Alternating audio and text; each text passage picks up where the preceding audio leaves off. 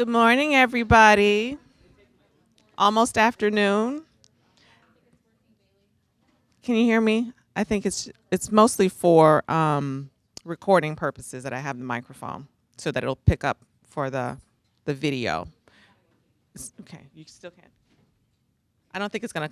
We don't have like a speaker that it's gonna come through. I just need to speak. Okay, I just need to speak loudly enough so that you can hear me, and then it'll pick up here. Can you hear me when I speak like this? Okay, good. So good morning, everybody. Thanks for joining us today for a bibliotherapy presentation. We have Dr. Dale Elizabeth Pearson with us, and I'm going to read her bio in a moment, but I just want to go over the program with you that we're going to go through today. We're already having lunch, and please feel free to pick up more food as we have the presentation throughout the day. We're going to have a break, and so feel free to eat as you're enjoying the presentation. Dr. Dale is going to come and introduce bibliotherapy and tell us what it's all about. And then she's going to talk to us about how counselors and librarians can work together effectively on the bibliotherapy project that we have together.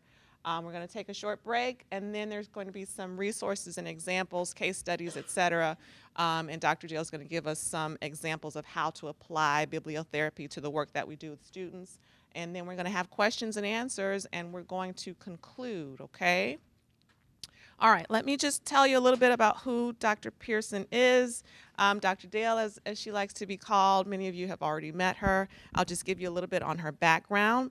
Dr. Dale joined Central Michigan University as dean in 2012. In this position, she is responsible for 5 large departments: the Governor John Engler Center for Charter School Authorization, the Science Math Teaching Center, and the Center for Child Development Learning Lab are also under Dr. Dale's purview. She oversees the Professional Education Unit. As such, she works in concert with 5 colleges to guide 23 teacher education programs across CMU. She works very closely with the Michigan Department of Education. She serves as the president of the Michigan Council of Deans. Under her stewardship, Dr. Dale has overseen 2 doctoral programs that have been launched: the PhD in Educational Leadership, K-12 or Higher Ed, and the Doctorate in Educational Technology. In 2012, Dr. Dale developed Camp Central for college candidates, a summer on-campus program for rising 7th grade students. Camp Central 2015 has grown, and this summer will serve over 100 students. The focus of the camp is to provide compelling residential experience focused on STEM education and engendering a college-going culture. Camp Central for College Candidates is a university-wide collaboration that includes Gear Up, the Governor John Engler Center for Charter Schools, and the Science Mathematics Technology Center. The creation of Camp Central led to CMU's and Dr. Dale's invitation to participate in the second College Opportunity Day of Action hosted by President Obama, the Vice President, and First Lady. Dr. Dale is also a professor of counselor education, a registered professional nurse, licensed professional counselor, advanced level of independent clinical practice, approved clinical supervisor, national certified counselor, distance credential counselor, and registered play therapy supervisor. She began applying these clinical concepts to all age groups and researching these topics in 1989, bibliotherapy, and her work with children and families also in 1989. Dr. Pearson continues to research in this area and recently presented at the National Conference on Creativity and Counseling in San Antonio, Texas. What a bio. Very accomplished woman. We're so grateful to have her. Dr. Dale, thank you for joining us. We look forward to your presentation. Thank you so much. Thank you. Thank you.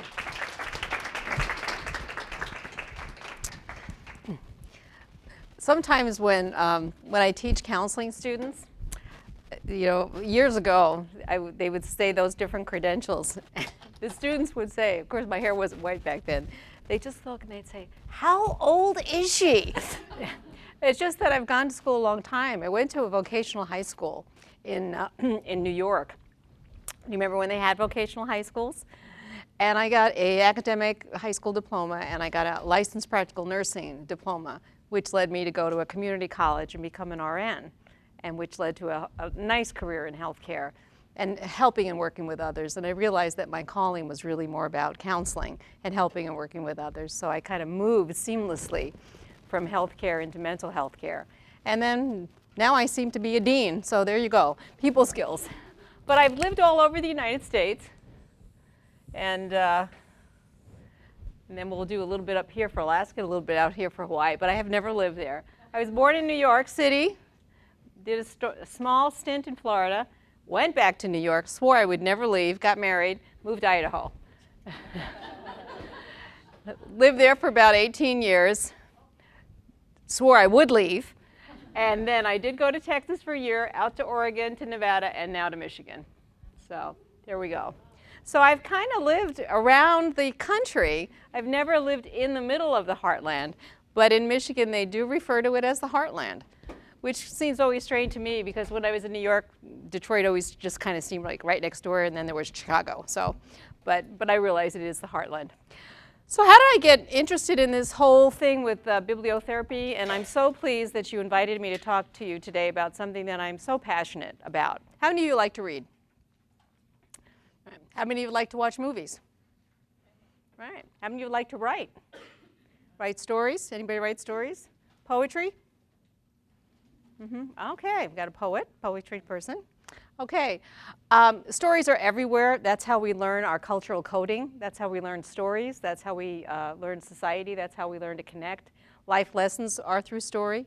If you're going to teach a child about something, what are you usually going to do? You're going to tell a story. Or you're going to say, in religious settings, you might tell a parable, or you might tell some life lesson. Stories are really the way we're coded in society. And books and information are the way we share our legacy. So whether it's fiction or nonfiction, biographies, stories really seem to be pretty compelling to most of us. What I do before I go to bed every night is I read a book. I read an old-fashioned hard-covered book that you have to open and put on your, yeah, I don't use the light thing with the, I use that. And even if I only read for about 10 minutes, what I find that a book does for me is it empties my head of the worries of the day, and I'm thinking about the characters or the storyline or the information. And so when I close my eyes, the day is done. The anxiety is gone. I'm in the story, and I'm totally relaxed and ready to go to sleep. It was the CFO of a hospital who told me that. He said, "What are you reading journal articles every night for? You're going to be worried about how you're going to implement them the next day. You read a story." So he got me hooked on that process, and I've been doing that for about 25 years, and it really helps. So anybody read before they go to bed? Yeah, it's good stuff, isn't it? Yeah. So how did I get involved in this, and why is it so exciting for me that you are here, both librarians and counselors, to talk together about how you can help one another using books? When I was a school counselor, I was also a mental health counselor. I worked in various settings. I always liked to work in a place for 2 or 3 years and then kind of change it up and go someplace different. So when I refer to stuff, that's because I've had a lot of jobs. It's not that I can't keep them. It's just that I have worked a lot, and I've enjoyed all of the different experiences I've had. When I was a school counselor, they put me in Snake River, Idaho. I was in 2 schools. One was way, way out in Pengri, Idaho, and one was in Blackfoot, Idaho. So the schools were really spread out. So I would get in my little Kia, and I would kind of tootle around to the different schools with my porta-pack of counselor tools. And one day, one of the teachers came up to me and she said, "Oh, we've got these kids with varying disabilities in the class, and the little kindergartners just don't really, they can't seem to understand that they can't jump up for recess and plow down this little girl who's got a walker. And I need help. I need to teach these kids manners, and I need to teach these kids understanding." And they're like 5. And I said, "Okay." I thought, "Oh, yeah." She said, "You're a counselor and you work with children, so you fix it." And I thought, great. So, counselor elevated to expert. The kindergarten teacher can't do it, but I'm going to be the one to fix it. So I went right down to the library, and I walked into this little place in the middle of Pengri, Idaho, and they had the most amazing library filled with the most amazing books I've ever seen. And they'd gotten grants over the years in all kinds of ways, and they had a very persistent woman who worked there half a day for years, and that place was just packed with great stuff. And I looked around all the wall, and I thought, "Oh, where's the catalog? How's this going to work?" And I said, "Listen, I really need something on manners. I need something on treating people with respect, with understanding difference. Do you have anything at all? She just said, and she went right over to, someplace, reached up, she grabbed this book, she grabbed this book, she grabbed this book, and she grabbed another one. And she put them down and she said, is this kind of what you're looking for? And 3 out of 4 were perfect. They were just perfect. And she knew the classroom, she knew the age group, she knew the reader level, she knew all that stuff. So what I did was, the next day, rather than having the counseling lecture, I developed this, Story Time with Dr. Dale. And that was, for me, that's exactly how bibliotherapy was born. It was the partnership with the wonderful librarian who knew everything about where to get every book. Oh, and if she didn't have it, she could find it at another library for me. But what we would do is we would read the story, and I would read it to the children. Big books were really great because then I could read, big pictures, and then they'd wait for me to turn the page. And I did this whole drama thing, and it was great theater, and I enjoyed it. I also knew it was great for classroom management, so that was also very good. So what we would do is we would talk about the book, and I would model that it's okay to make mistakes when you're reading, because I never read things perfectly. And what happened was the children were drawn into the story. They were able to kind of link to the storyline and the ideas that came out of it. It meant something a little different to each one of them, but they were able to modify their behavior and learn from that and align with the characters in the story. And they were even able to say, oh yeah, that's just like when Sally tries to get up and she has difficulty with that stuff she has to use. And I said, oh yeah, that's a walker, and we would talk about that. But then what happened was, I found that when I got to the University Counseling Center, that older students also like to read. And believe it or not, some of them even like to be read too.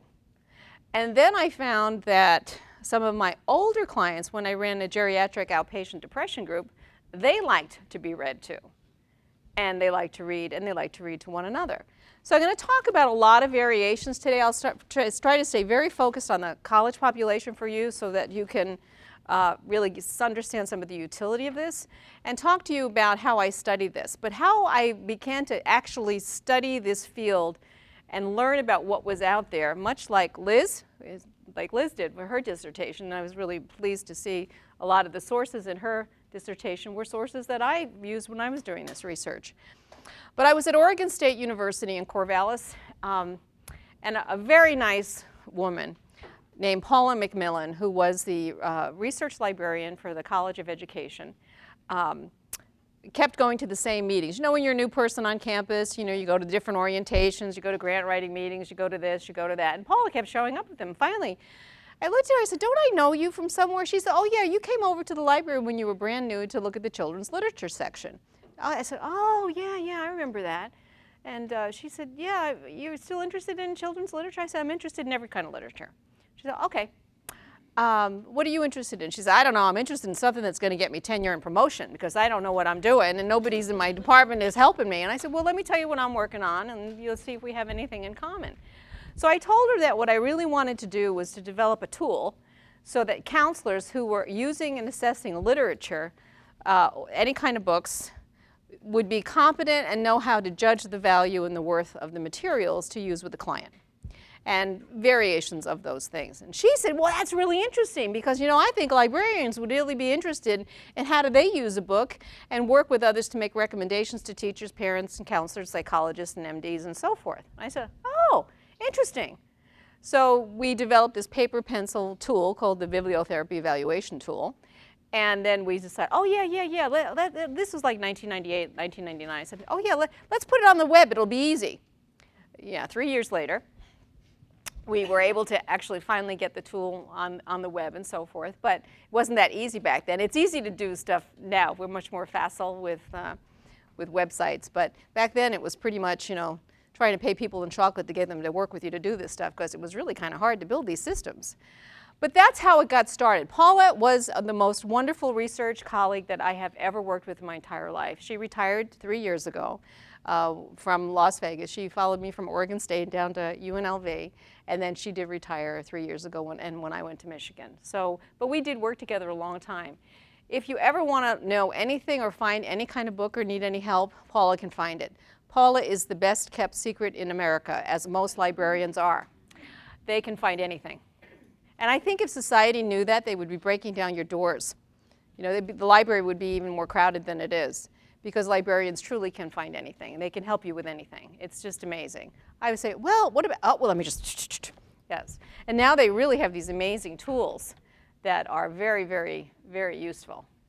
So that's kind of my story, a little bit about me, and I thought that you might enjoy hearing about some of that. And so now we're going to do the serious stuff. All right, that's me. Yay.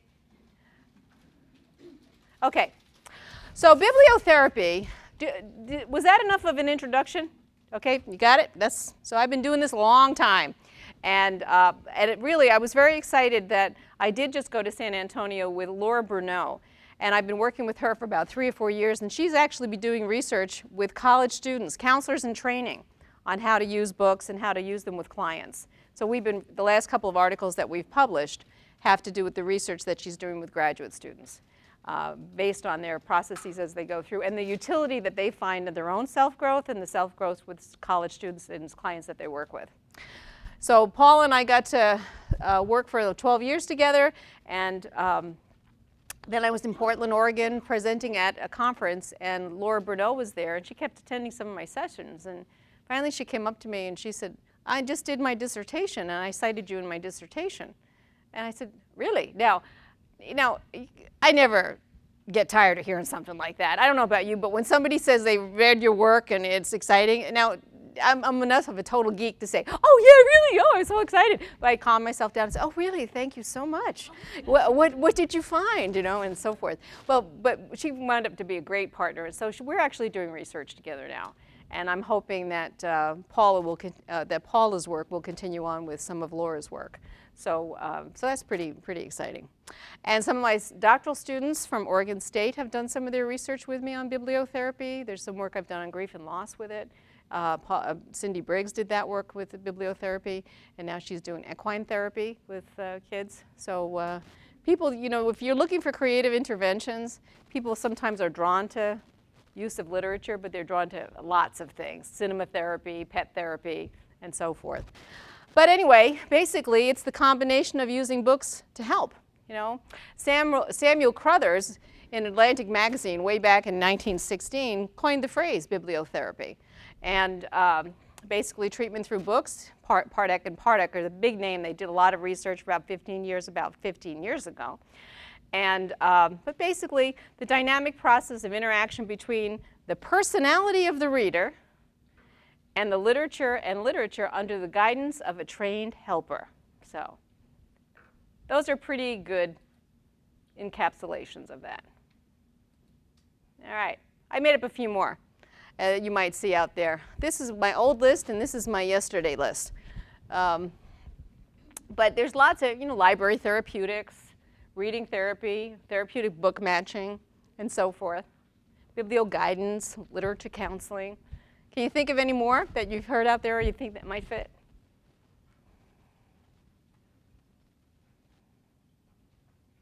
Want to guess? Oh, you thought this was just going to be me talking. Any other ideas? What might work? Yeah, but writing therapy, composition therapy, those are some of the other ones. So yeah.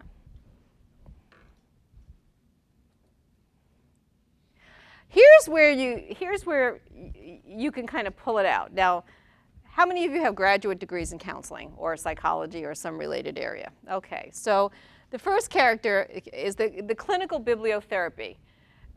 This is where you're trained and you understand the significant emotional, behavioral, cognitive issues related to the clients and the students who present themselves to you.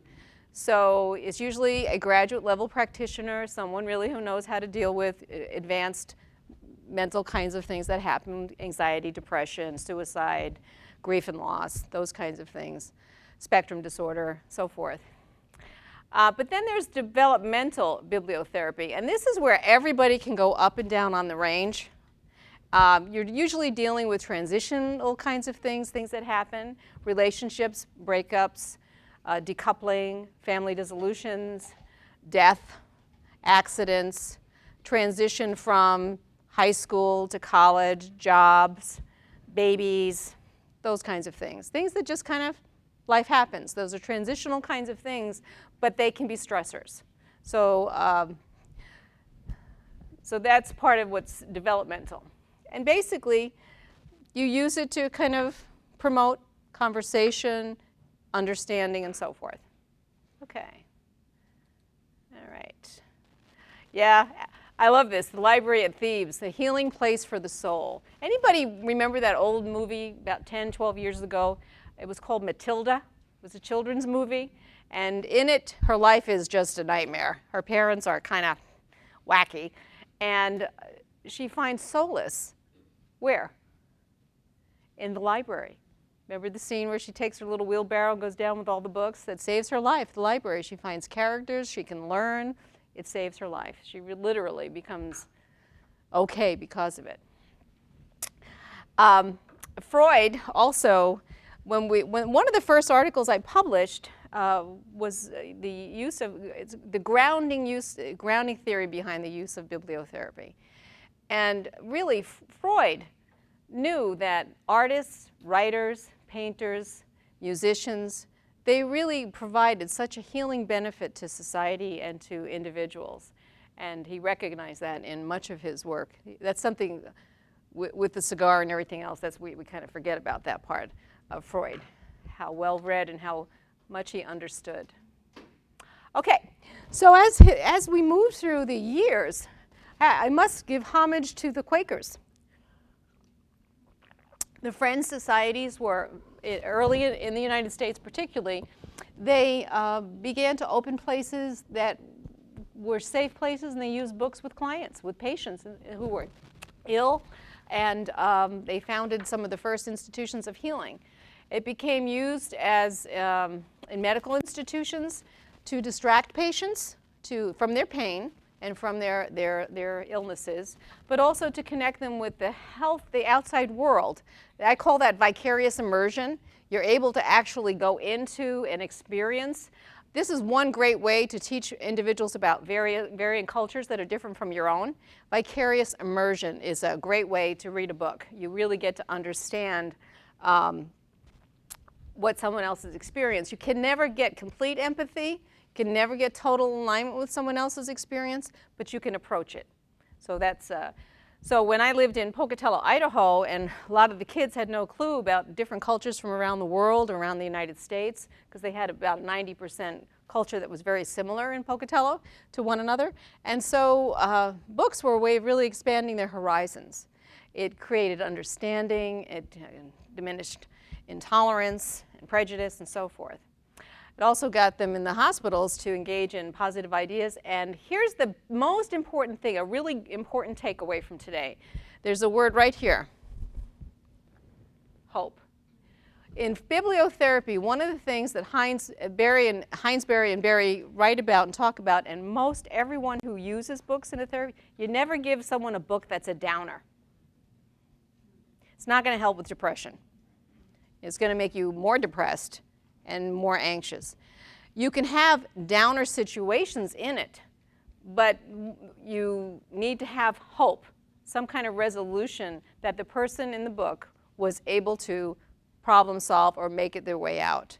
Because, you know, well, in the book, this person didn't make it and they wrote about him, so certainly my chances aren't very good. So that's not what you want to see happen. That's really an important piece of it. In the early 1900s, we credit the librarians. The American Librarian Association took an active part in establishing libraries in hospitals. Now remember, in the early 1900s and the early 1920s or so, what were the kind of diseases that people were suffering from, that they required long-term hospitalizations? Go way back. Think. Yeah, well, polio was in like the 40s and the 50s. Go way back, yeah? TB, right. And we do happen to have an emergence of that today, unfortunately. But And TB required long periods of convalescence. So people were in bed a long time. They were away from they wouldn't let their families in to see them, and so forth. People got isolated. They couldn't get out very often, and they really didn't walk them very much either, which was probably not that very good either. But so books really had a way of keeping them connected. I mean, how many, when you're gone alone for a long time, we don't do letters as much anymore, but how many of you look forward to emails? Yeah, it's like hearing from people, having that being connected is important. So they understood that this had a major impact on the well-being of clients and their recovery.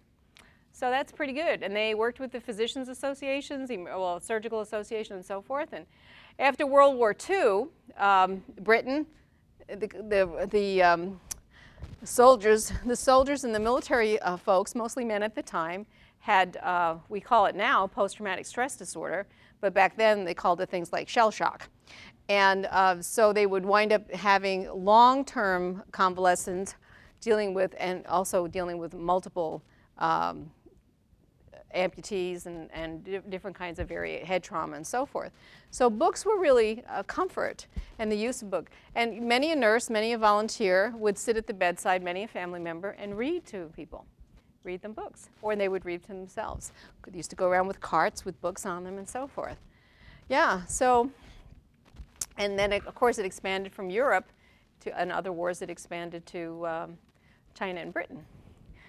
So basically, we've noticed that it moved from the libraries and the hospitals into more and more people in different outpatient situations, counseling centers, schools, elementary schools, and so forth, into the mainstream. And basically, many medical and mostly mental health individuals are using it, but now it has expanded to librarians, social workers, nurses, and so forth. So, and then in the study that I did, I'm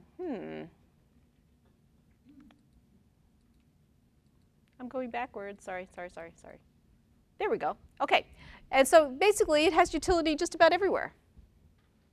And how many of you know people who are P12 teachers? Okay. Teachers do counseling all the time. I mean, they know kids better, sometimes better than their parents. They're with them a long, long time during the day. They can talk to them about, who does career counseling? Okay, right.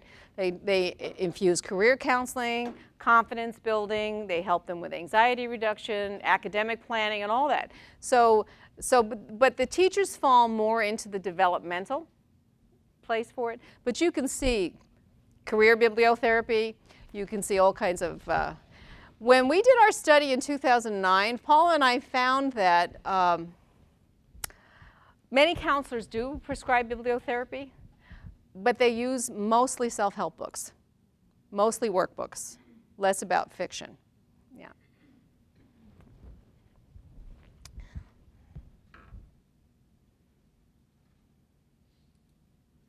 Okay, I love this slide because this is the range, just some of the things we were able to pull out of the literature over the years about where it's used. And you can see that in the 80s and the 90s, books really started to grow in certain areas. And now, of course, from 2000 to 2015, we've got a lot of self-help books, a lot of stuff on how to get divorced, how not to get divorced, how to have good sex, how not to get depressed, how to move through anxiety.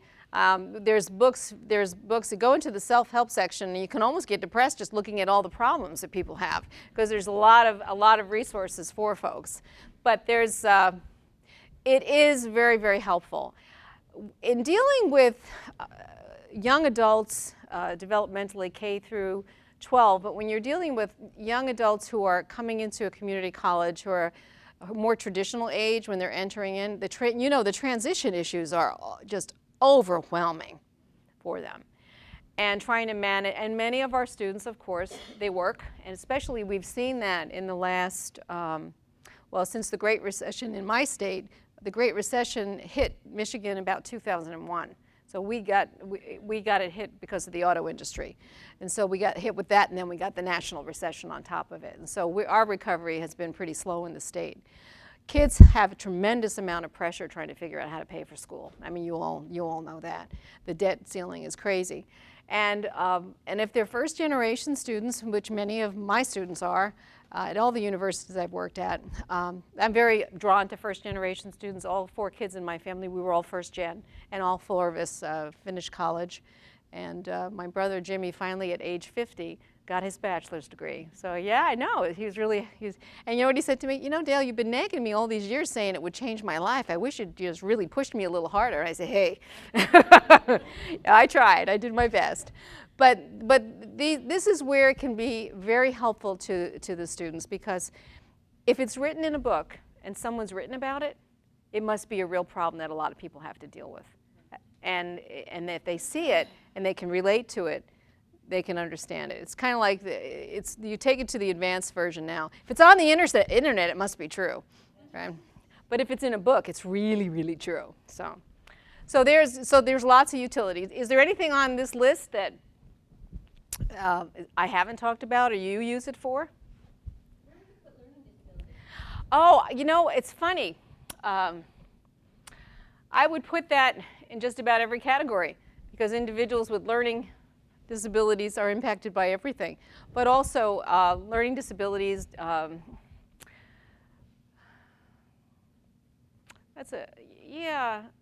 there are categories for that you can look up. And then there are specializations. Is it a emotional disability, cognitive disability? Is it on the spectrum? Is it an autistic disorder? Head trauma? You know, there's just so many different kinds of disabilities, and many of which are invisible to the eye. Yeah. So.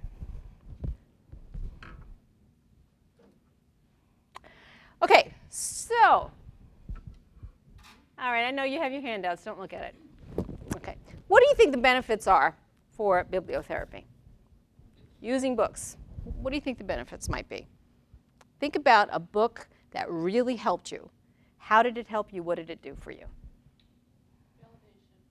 Validation of? Whatever I'm going through, okay, normalizing validation of the feelings, okay, and thoughts.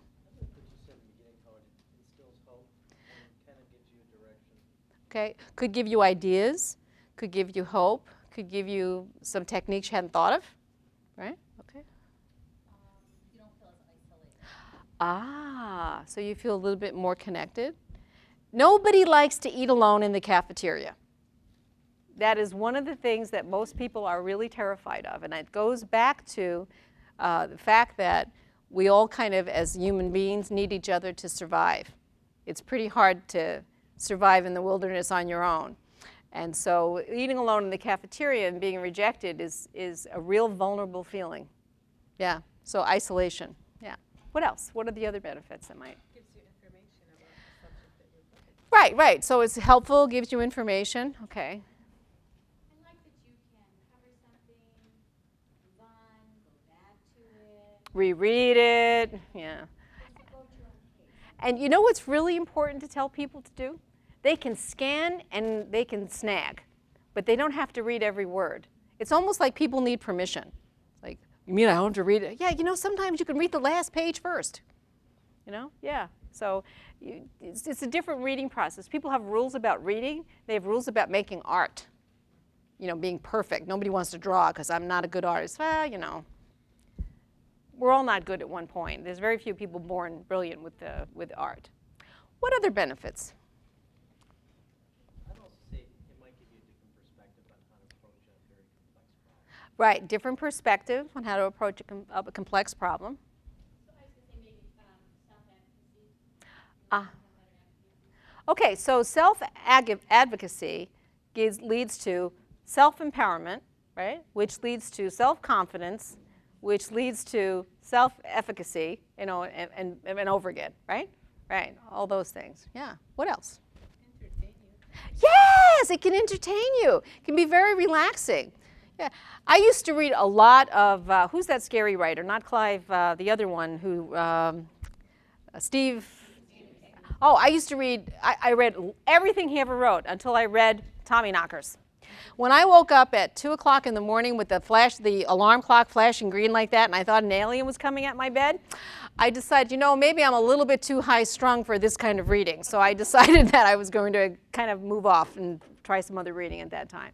So sometimes it can be distracting and entertaining, but you also have to wire it with your personality. So, yeah. What else? Anything else? All right, let's see what you got. All right.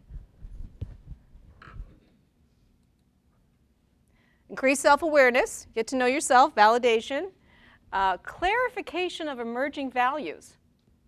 Okay? Now this is where it's particularly helpful when you're dealing with college kids in transition whose values are emerging and they might be different from their family of origin.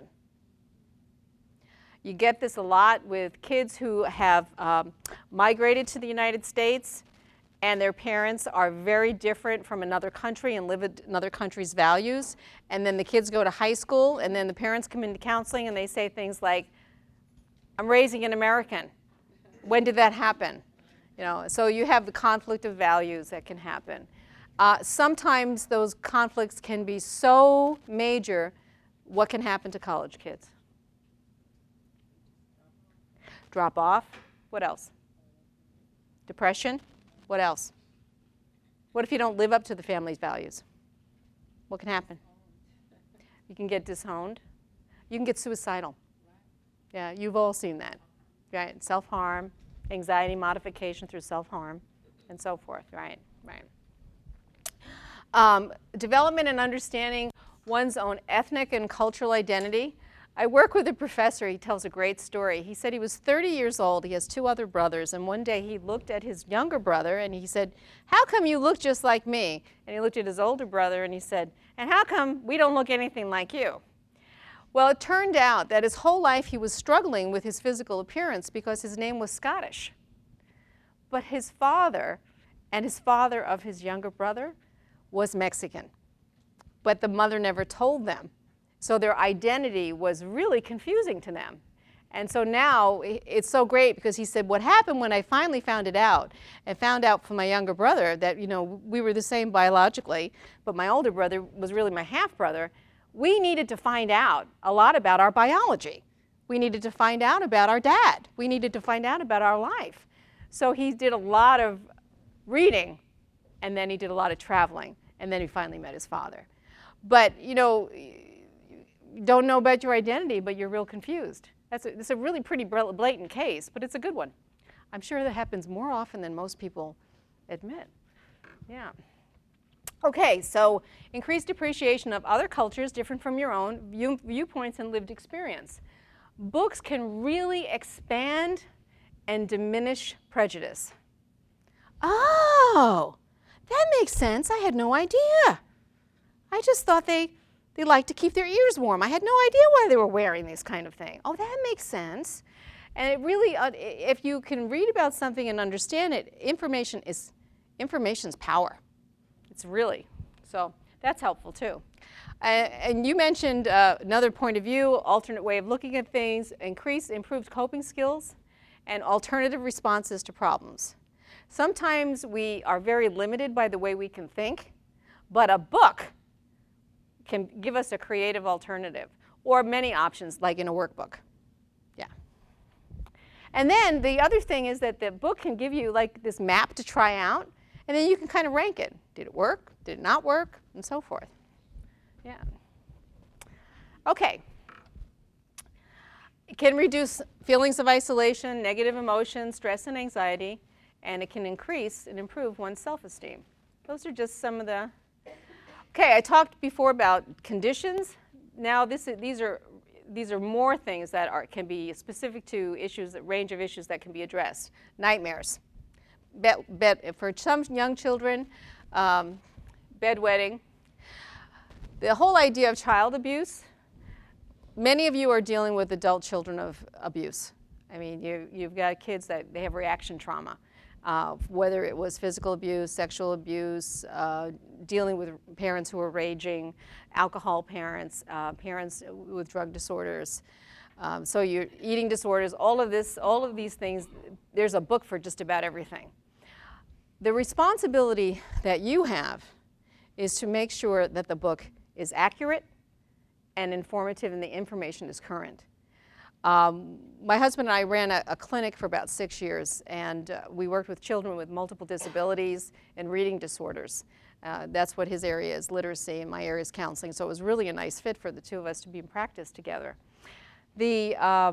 One time a child was diagnosed on the spectrum with high-functioning autism, and went to the doctor. The pediatrician said, "Oh, no, no, no, you're way off. This isn't, no, that's not what it is." So she said, "No, no, I think it might be." So we recommended she go down to Salt Lake City and have the child tested. And of course, the child did come back with high-functioning autism. And the family was really able to change their life with how they worked with their child, because they learned appropriate interventions, how to relate. High-functioning child. But what the mother did when she first found out, she went to the library and they had an old book on autism. And what was the old research on autism thought to be? It was the mother's fault, inappropriate bonding, and so forth. And she came back and she was just panicked. We said, "Oh, no, no, no, no, no, that's old information. It's going to be much better when you go to classes down in Salt Lake. You'll find out a whole lot more about," and we had to kind of really re-educate her. Well, we didn't recommend the book in the library, but she took it on her own to do that, and the library was not current. So that was really a good situation that could have been really bad. I have a question. I have some ideas why this is there, but what about you have giftedness? Yes, range of issues addressed. And the reason I put giftedness up there is because who of you have worked with gifted and talented youngsters? Okay. What do you know about gifted and talented youngsters? What do you know about them? They work hard. What? Usually quirky. They don't socialize well with their age peers because intellectually they're too far ahead of them. Right. So if they're thinking like a 21-year-old, but you're in the body of an 11-year-old, the 11-year-olds aren't going to be very satisfying, but the 19-year-olds are going to not want to hang out with you. So you wind up with social skills issues, and sometimes feeling very isolated and alone because your brain doesn't think like the normal population. Most of us we kind of fit right there. And we have a lot of people to hang with. But if you're here, you have fewer people to hang with. That's what I love about working in the academy. You know, I work in a college of education and human services with 250 people, most of whom are right about here. So they have a lot of people to hang with, but they're kind of quirky. You know, faculty, I don't know if that's been your experience, but sometimes faculty can be just a little bit, quirky is a great word. And actually I adore that creativity about them. They bring so much to the fore that's just so unique. But sometimes it can be challenging. So yeah, so that's why it's there. Yeah. You're welcome. All right. All right. Other benefits? I got that already? Okay. So Schroeds did this research, and she was a nurse, and I like her research because she really looked at bibliotherapy not so much from the book perspective and not so much from the counselor-librarian perspective, but really from the patient's perspective, how the patient interacted with the book, what they brought to the process. And so and most people build on her theory, but there's also something that you identify and align yourself with the topic, with the character, with the theme, but also if you connect with the book, you can have an amazing breakthrough. You know, you can have, oh, wow, that just makes total sense, you know. And if you've ever done clinical work with adults who were sexually abused as children, and they don't sometimes know it until they read a book or see a movie or watch a play, and then suddenly they're kind of having a meltdown, an anxiety attack, like, oh my gosh, I just remembered something. That's a pretty important process. Now, one of the things about working with people with books and giving books out to them, if you're doing it in a group therapy situation, you have to allow for everybody's process time. Because those of you who are quick processors, you'll be like, oh yeah, got that, gonna talk about it, gonna work on it. Somebody else might be driving home, and all of a sudden, they remember something. And you know, you need to tell your clients or your students, pull the car over. pull the car over and just have a good sit for a few minutes. You might remember something, or something, it might bring up something painful for you. You might want to come back and talk about it when you come to your next session. Or have them write in a journal about it. Read and react to the journal. Because you know, sometimes that happens when you watch a movie. All of a sudden something will flash across the screen and you will remember something brutal that happened to you in your life. And it's like, and all of a sudden you just might be crying or shaken up or, you know, wanting to talk about it. So I think whenever you prescribe books or prescribe a movie, make sure you've seen it first. It's really important. So these are basically this is aligned to fiction, mostly fiction books and storybooks, but also in many of the workbooks they write in vignettes. So the vignettes are condensed stories, so that can also have an impact on connecting with a character. Okay. Basically what we're looking at here is the identification with a character in a story or a book. And all readers, all clients who use books will react differently to a character. One of you might align with it, another one will say, well, I didn't feel that way. That's okay. It's not, you know, it doesn't, we all interpret things according to our own life experience, the way we were raised, what we're doing, and so forth. So,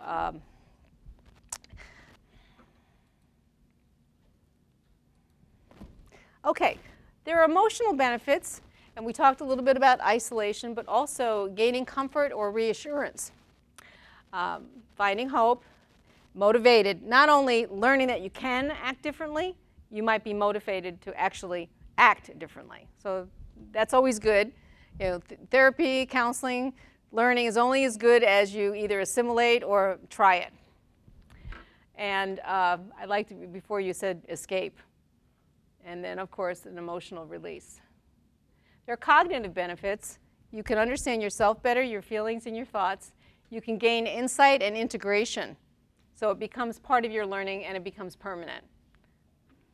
And then, of course, I think with problem solving, making decisions, transitional decisions, health issues, information is better. You can actually be informed to do things.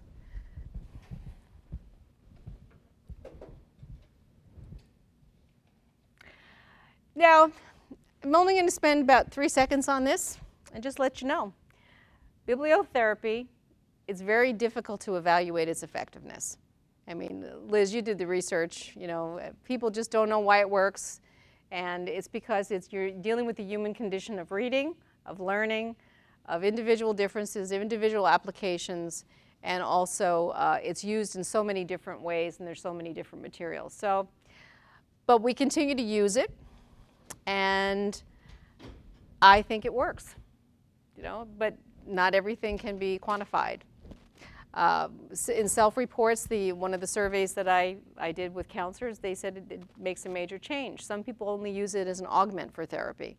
Some people use books most likely as a conjoint to the therapy, but some people just say, here, read a book and come back next week and we'll talk about it. So there's lots of different ways to apply it. So when you do an analysis of it, the research is kind of funky that way. Yeah. Okay, but here's where I give you some cautionary advice. And I actually wrote an article about this, and it was published.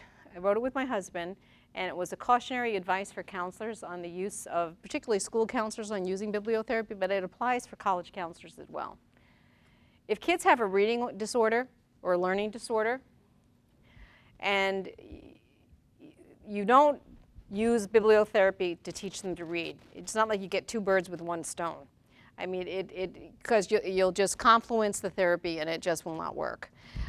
Kids who have reading disorders and reading problems are usually very aware of it and very embarrassed by it.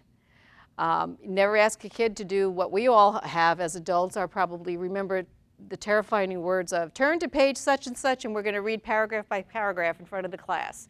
Cold oral reading still strikes terror in the hearts of many of us. And so you don't do that. So don't confuse the reading. Always read the material first because you might be surprised. If a client brings in a book for you to read, to look at, try to make time if you can to read it. You might just want to say, tell me about it. Tell me what's the most important things about it. But when a young girl brought me in Summer of the Monkeys, and she said, this is my favorite book in the world to read. I just love this book. And I asked her, well, what do you like about it? Well, I'm not really sure. And she couldn't quite articulate it. So I got the book and I read it. And I could see why she loved that book. And in there, one of the characters had some disabilities. And so did her sibling. And she totally related to the protective nature of the one child and felt very parentified. She was responsible for everybody in the family, which led to colitis, stomach cramps, and other kinds of things, which we were able to move through because we could talk about the character in the book. Talking about her tension was too close, too frightening. So the book becomes kind of a container. You can talk about the character or what that person did to make their problems go away in the workbook. And for no two people, the effect will not be the same. A good book for you might not be a good book for you. But sometimes with reading groups, how many of you belong to reading groups? Anybody ever belong to reading groups? Okay. Sometimes reading groups turn into kind of like quasi-therapy sessions. You know, people start to talk about, this character and this book and so forth. Because we all can be kindred with something in a book together. And we can reach out and reach across. It can also build friendships. Sometimes people have these friendship groups that they try to run. Let's face it, friendship groups, let's have a friendship group. You have to have something about something to be part of a group. There has to be an aboutness. Sometimes the aboutness is the book or jogging or something. But just to say, we're never going to have friendship skills, well, it doesn't quite work that way. It's too artificial. Okay, and but anyway, if you're going to recommend it, or I'll put it in bibliotherapy jargon, if you're going to prescribe a book, make sure you know what it's in it. It's really important. And especially, it's very important for counselors to read some of the therapeutic stuff that's out there to make sure that the people are kind of credible. Because sometimes people write books and the stuff that they write about is not, it's scary. I tell people to go out and try these things for anxiety or try different things, and it's a little bit too weird. I also talk to people about understanding the politics of books that they're prescribing, especially like you're a public school, right? State school. But some of the private schools, if you put something in your library, you could lose your job. So you have to be aware of the political ramifications of the texts that you put in schools because they have codes of, codes of this and that. So I always tell my school counselors when they're going out to order material, be cognizant of the mission of the school and what you're doing, and know your community. I mean, are you going to wind up with a book burning in front of the library? So you have to be careful with that. It's funny, but those kind of things still happen today. Yeah. I mean, Harry Potter just raised quite a stink. So, okay. So more cautions. I think you really need to know enough about, here's where the assessment piece comes into play. You have to know your clients a little bit better. And you as librarians will want to ask the counselors, well, tell me about, I know you can't tell me, the person's name or because it's a confidential situation, but tell me about what this person needs. Where are they at developmentally? What are they interested in? How old are they? Where do they come from? What's their family like? Because the librarian will say, they might be interested in. And sometimes what they'll do, a librarian will pull out 6 or 7 books for you, and you kind of can go through them all and see if they'll work for you with your student. So, and like I said, librarians, or as I used to say when I was little, librarians, they'll find anything. I think that also, if you wind up using workbooks, this is something that, if it's a European, American, white male kind of book, and those are the only paradigm that is in there, it might not relate to some of the groups you're working with. And indeed, it probably won't work with women. So you want to really think about being sensitive to what you're giving. I always look at pictures. I look at authors. I look at, you know, especially with, they're talking about problems that are particular to an ethnic group or an age group. You really want to look at how does this person have some kind of personal authority or credibility to write about this particular situation. Sometimes you just look at the back cover and you read about the book and so forth. I think that there are some really great books out there, but we don't want to promote anything that is, of course, stereotyping or inaccurate. So I think that that's really important to be sensitive to as well. So, and if you're from a dominant cultural group, sometimes you're going to be less aware. So you have to really just, and not that everyone from a different ethnic group can speak for everyone in a different ethnic group, but sometimes you get some pretty good ideas from folks. That's very helpful. Yeah, again, I talked about information and dated materials and so forth. And if you're giving out and prescribing any books that have to do with healthcare, that is a field that is moving like lightning speed. So, you know, the dates on things, you really have to make sure that it's pretty accurate. And if you can have a health consultant, you've got plenty of health programs in this college, so you got good resources for that. All right. Okay. Now, this is the part that I really do like to talk about, because you know that's beneficial, you know it's got good effects, you know people can connect to it, and there's lots of applications and so forth. But here we talk about the different modalities of bibliotherapy. Okay, so you've probably all scanned it really fast, but that's okay because I'm going to tell you to turn your papers over. Okay, so when you I think the most important thing, and I wrote an article probably a few years ago for the Counselor Association. It was their newsletter. It was a national newsletter. And I had somebody write me back. You know, it was about how you select material, how you look through material, make sure it's effective, and so forth. And they wrote me back, and it was a great question. It was absolutely fantastic. They said, how come you're selecting the books? Shouldn't the client be selecting the books for you? You know, isn't that kind of presumptuous that you would prescribe a book? And I thought about it, and I thought, yeah, that's a great question. Sometimes they will bring you a book. Sometimes you just go to the bookstore, go to the library, kind of see what's out there and select some, bring it back in, we'll talk about it. But sometimes you will know that this one book is going to be just what this person needs to read just this chapter about and this section, and it'll just kind of help them get through that particular crisis or hump that they're stuck. They don't have ideas for it. So yeah, so I guess I'm going to give you one of those loosey-goosey answers. It depends. It really depends. Does that make sense? Yeah. So here you are, experts, and you know about books, and you know about counseling, and you all know about helping students. So if you were going to work with some people, students particularly, with books, how might you think you could do that? What would be ways of doing that?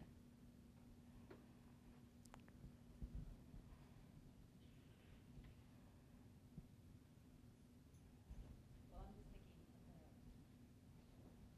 librarians know about certain issues, books about certain issues. Yeah. My knowledge of literature is not that. Right. And you can also ask the librarian, what are the hot topics? You know, go to the library and ask librarians, what are the students checking out? That's a climate assessment like you can't believe. Oh, these are flying off the shelves, or they're downloading this, or they're downloading that. So yeah, right. So so ask the librarian what's hot. Yeah. I know sometimes when students journal, they want to bring their journal entry and just kind of give it to me and say to me, why don't you read this? And instead I'll have them read it to me, or I'll read it out loud, and then we'll process what's in there. So I imagine maybe with the book, you can try to do the same thing. A certain chapter that stood out, or a certain paragraph or two in the book. Have them bring it to the next session, and we can process it together. Right. Right. That's a great combination. So if a student brings a book, or you recommend a book, or they're reading a book that they want to talk about or write about, and they journal about it and they come in, if they feel comfortable reading, they can read it to you, or they can read you parts. Sometimes they might be embarrassed, so they may want you to read it silently and then just kind of reflect, or reading it to them is acceptable too. I usually ask them, how would you like me to read this? You know, how would you like that? Just like I do in play therapy, how would you like me to work with this, or sand tray therapy, and so forth. Yeah, because the journals are, they're the ego right in your hand. It's the person's, it's them, it's who they are. So I try to be very respectful. It's an honoring when they bring the book in and hand it to you. Yeah. Okay, how else might you use it?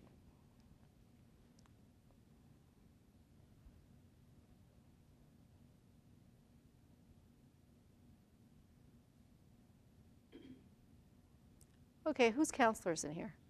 Come on, fess up. Raise your hands. Counselors, okay. Talk to me about group work. Can you use this in groups? How? How might you use this in groups? If we had groups here, Okay, if you had some groups, right.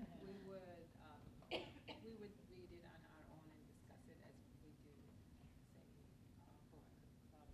Okay, so you could do a group club. As some of you, if you're doing some of the personal counseling that you're doing with clients here, as well as students, sometimes you run a small group, and it could be a group on depression, loss, grief, transition, those kinds of things.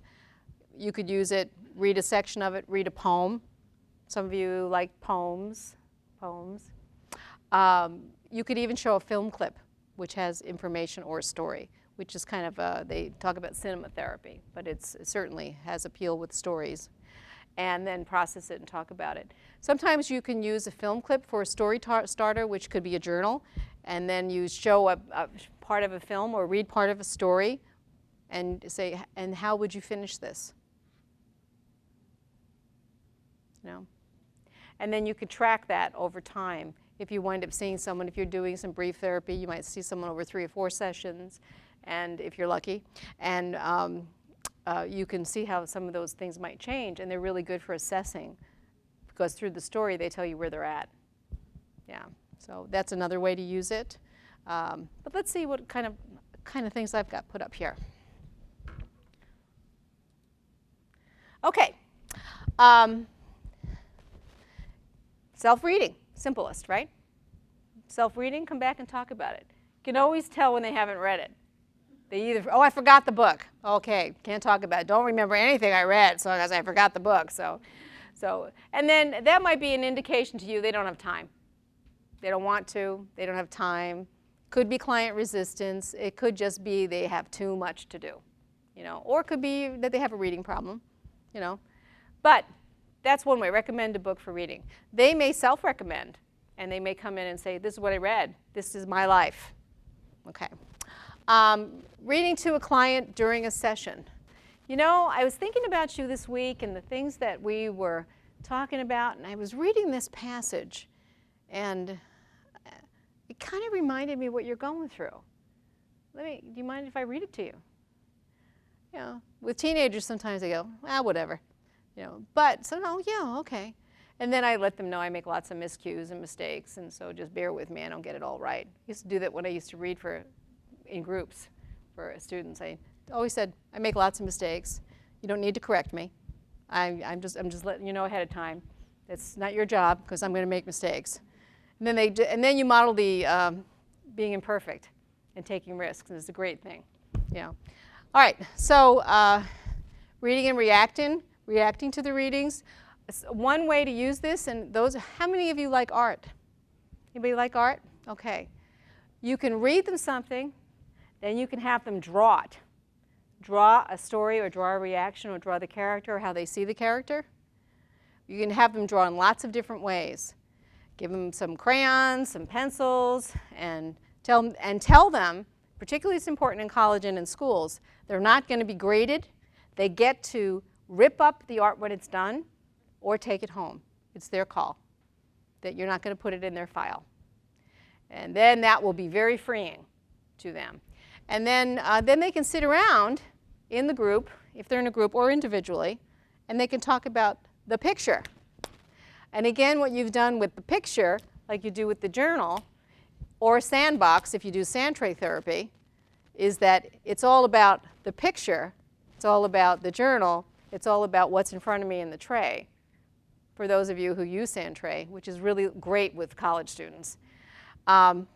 Because sand tray therapy is a container where you get lots of metaphorical statues and things, and they actually shape their world.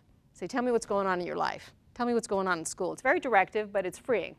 And then it's the container of the sand tray which actually works to kind of secure them, keep their problems in the container, and they can talk about it. Same thing happens with paper. It's on the paper. It's the art talking, not me. So it's a little bit more safe to dig into some of those worries that they've got. And the journal. It's the journal. You read the journal. That's a way of distancing myself, and it's a little safer for the person. You read it. And then we can talk about what that says about me.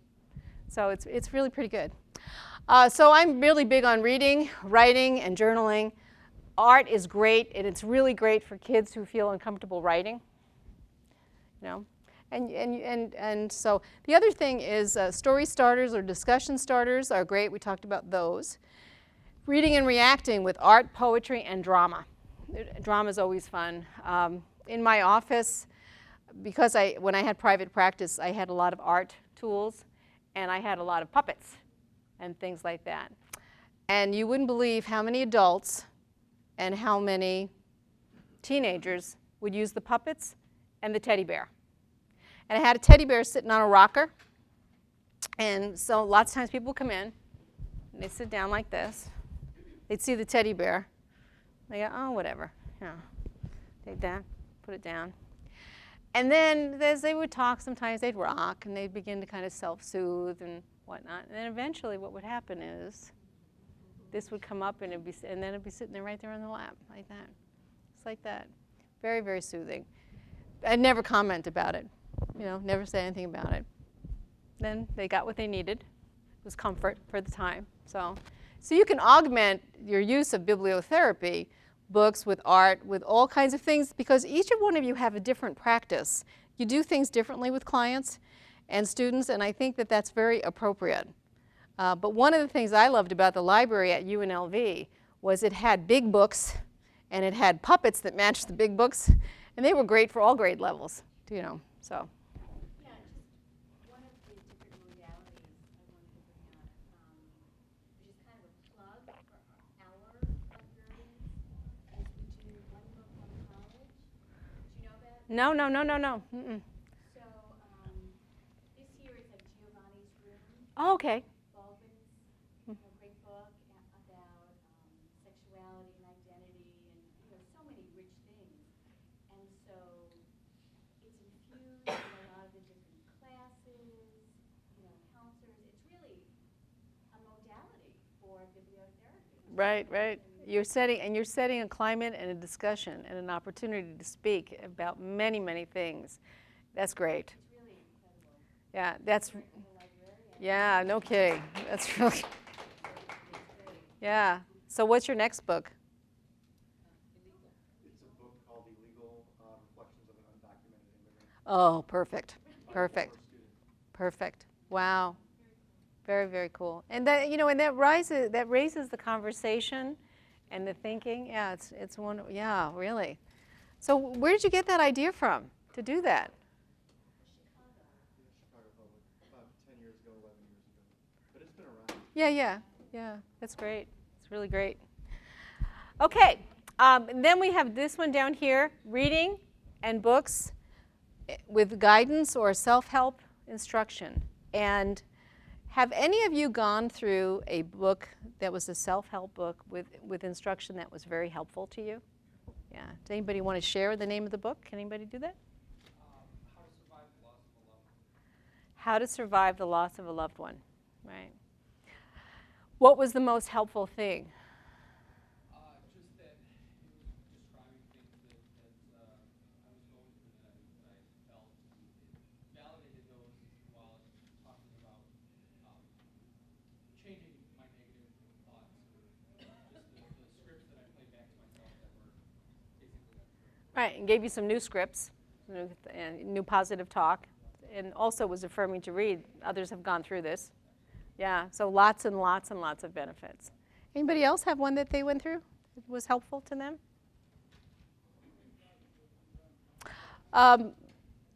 There's a book that came out about 10 or 15 years ago, and it was about the artist's soul. Cameron? Anybody? Yeah, the artist. Julia Cameron, The Artist's Way, right. And that book, it was kind of a guided learning process, but not necessarily a self-help book, but a book that really gave an individual a chance for reflection as they went through it. And when I was a counseling graduate student, codependency was the big buzz back then, and everybody was reading, oh, I'm an adult child of this and an adult child of that, and I'm codependent and codependent no more, the dance of anger, and all those. And I think I read every single one of them, and I kept bringing them into school and talking to my professors. This is a great book. What do you think about this? Written by a psychologist. And finally, I had one professor. He said to me, Dale, reading is not a good use of your time for therapy. You need to learn how to actually talk to clients. I said, yeah, but there's so much to talk about when you've got this really great book to kind of, it's a good starting point and go on. So we teased about that for years, and he just laughed when he found out that I was actually publishing and doing all this work in bibliotherapy. I said, see, I told you it had utility. But he said, it doesn't replace good therapy. And he's actually right. You have to know what you're doing. You have to have some kind of theoretical framework for how you're going to work with people, what you believe in. And then you draw the tools that are congruent with who you are. And for me, art and books seem to be the trick. So, all right. Okay, so we're going to go into categories of book evaluation and how you can assess, help one another, how counselors can ask for what they need better. I think I need a book like this, and this, and how librarians can help find those resources for you and work with you. But I think it's probably time for like maybe a 5-minute break. Yeah, that's good. Let's have like 10 minutes. All right, good, thanks. Okay, so before we get into the next section on how you look at materials and find out if they have value for your students, I would like to hear from the counselors a little bit about book selection and what you need. Can you talk about those things a little bit? Where's the mic? The mic just left? There we go. Okay. Counselors, can you guys raise your hands? I'll start. Okay, we got person over there. What's your name? My name is Teresa. Okay. What do you need? I think there's so many things out there about depression, anxiety, but I think what I would love to see more where students can read about families that aren't functioning at their peak. Because I think a lot of our students come from very unsupportive families. And I think, but also coming from the context that they came from dysfunctional families and so on and so on and so on. So something around family systems and how we can arise from that. So. Okay. So maybe some more examples of books that are more positive, give positive examples. And I would say even positive and examples of how other people are struggling with some of the same issues and how they've arisen past. Because many of our students are choosing to come from college and they don't have the support, either the financial support or the emotional support to even be in college because the parents, family members are having their own issues. They're having their own trials and tribulations. So somehow finding books that could resonate that, yes, there's some difficulty in your family, there's some dynamics that are not the most helpful, but here are some characters that have risen above that. And how they did so it. not being Pollyanna, talking about the real issues, but offering some kind of alternatives that might be positive and helpful and so forth. Okay, counselors again. When you go to a library and you look for books, what kind of help do you need in finding what you need? How do you know what you're looking for? What kind of questions might you ask a librarian or a book specialist? Teresa. I get this sounds really. I would want to know like what are the different areas, because I might not know exactly what I'm looking for until I go to that area. So the different the areas that deal with personal issues or family issues, and I know there's a librarian term that I'm not touching right now, but something that can give us some topics, in areas. So that I know if that we need to go to HF, whatever. The subject headings, thank you. Okay. Then we can go and browse, and somehow, we might not even know what we're looking for until we get there to look at it. And you don't have to. Right. Right. Okay. What else?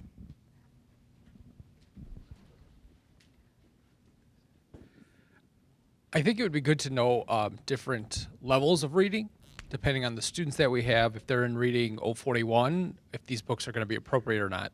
So I think that would be good to know too. Okay. Levels. What else?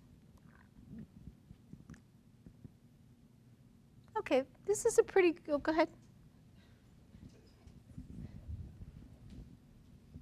Kind of what you said is, have you seen any trends in any of these? Are books getting checked out in these subject matters? Are you finding that students are really drawn to certain types of books?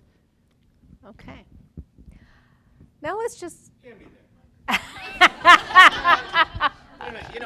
One of the things when we're talking about books with these students, like they're already overcommitted, and you're asking them to commit several hours to sit down and read this, unless you're only telling them to read a chapter, okay? So should we be looking for books specifically, or articles, okay?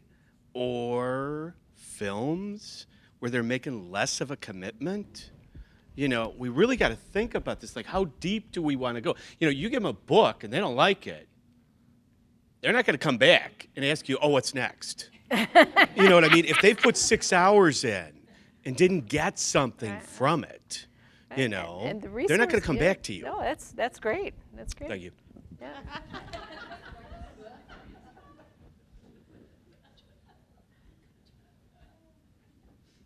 So films, articles, and also books on tape.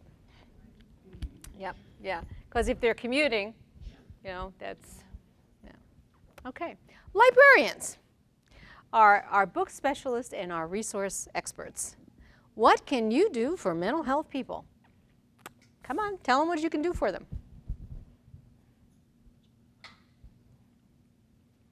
Just want to say Joe's on our team. Oh,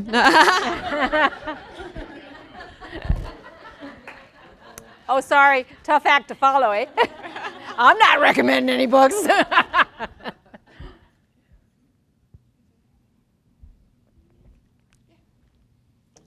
So a question for the librarians. If I were to come to you and say, I have a student who is in her late 30s and she is an adult survivor of childhood sexual abuse, and she's African American, and she wants to understand more about the dynamics of childhood sexual abuse and how adult survivors make it through and cope, et cetera, would you be able to find something for me? So I think we'd first start asking more questions. Is she, reading level? Does she want something fiction or nonfiction? Does she like stories? Would she identify with poetry more?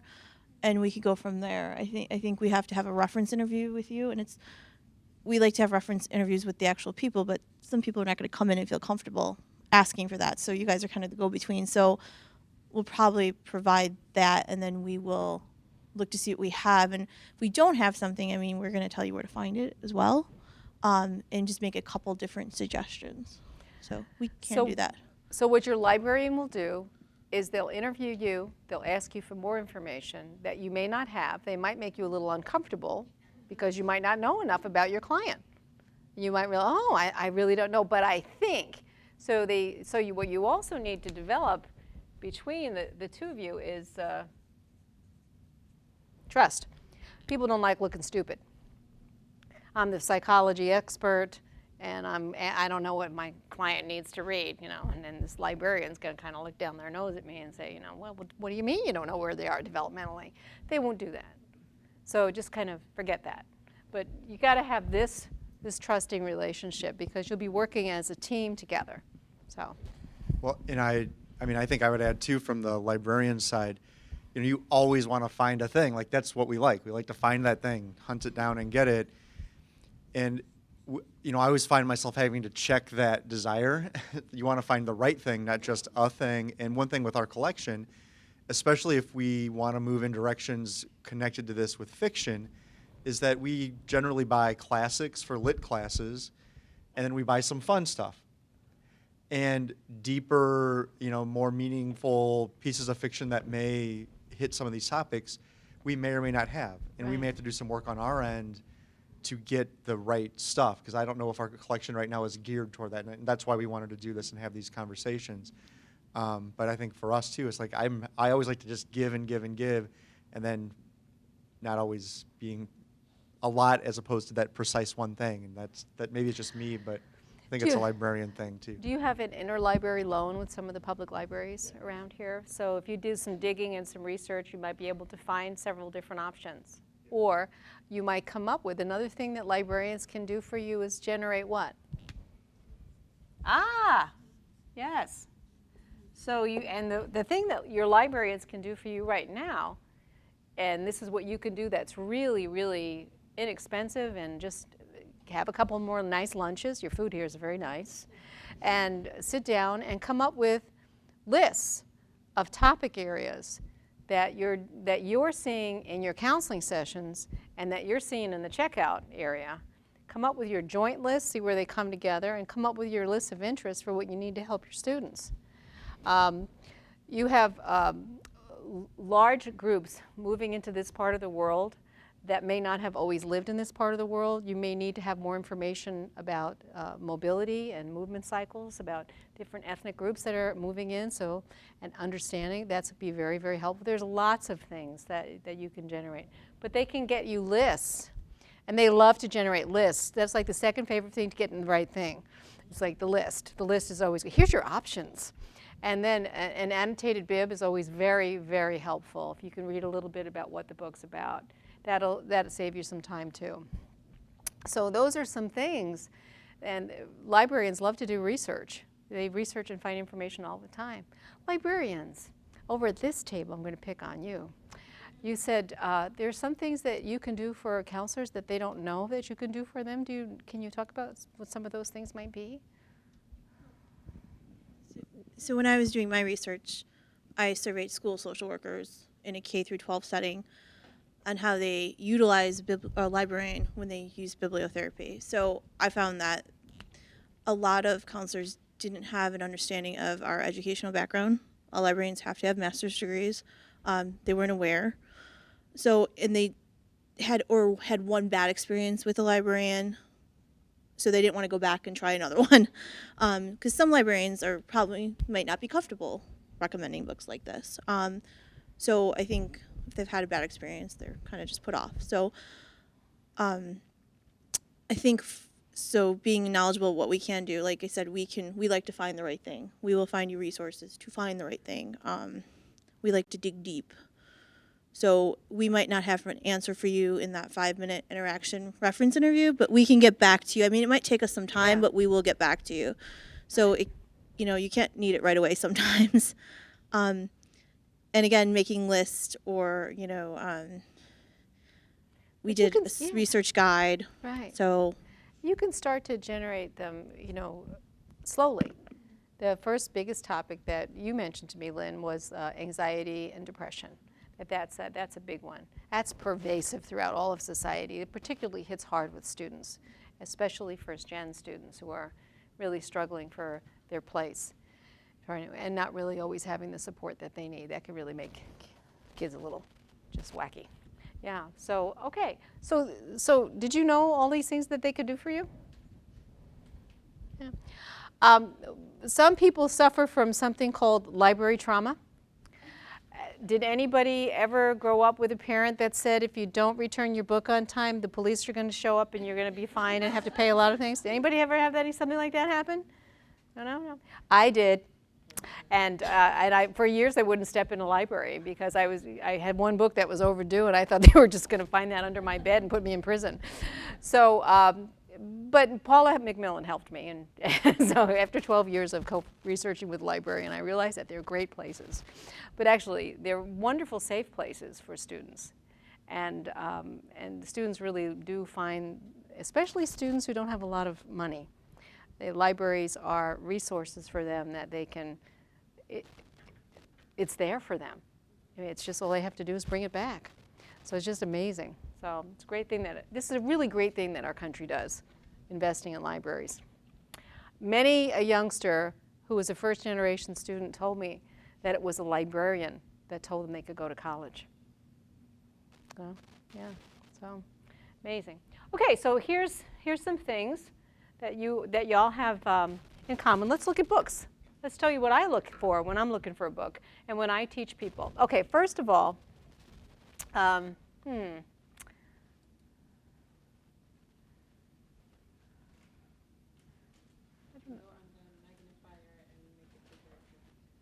Thank you. Yeah. Here we go, right there, the magnifier. Okay, this is the content of the phobia book that we're going to look at, and we're going to actually go through that and do an exercise.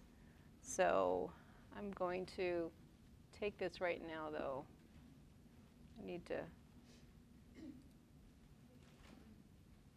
Okay, you go to Amazon.com, and this is a book that's a classic in the field.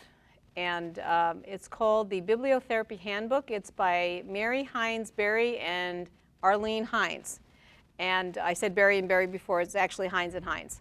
And it's called Poetry Therapy. And you go through it, and it actually tells you how to work with clients using bibliotherapy. It's about 30 years old now as a book, but it's still a very good book. And there's yet to be anything in the field that actually explains to you. So this is just a little hint for you if you really do want to find out more about bibliotherapy. Hines Berry and Hines, Poetry Therapy, a handbook. I love handbooks. I do like self-help books. I think they're tons of fun. So that's a book for you to have, to look at. Okay. All right. If you want to find out a little bit about my work, some of you may have already gone to this site. It's pretty fun. But I do want to give credit to Paula McMillan. If you look down here, this is Paula on the bottom with her old dog Disney. And Paula and I worked on this project together.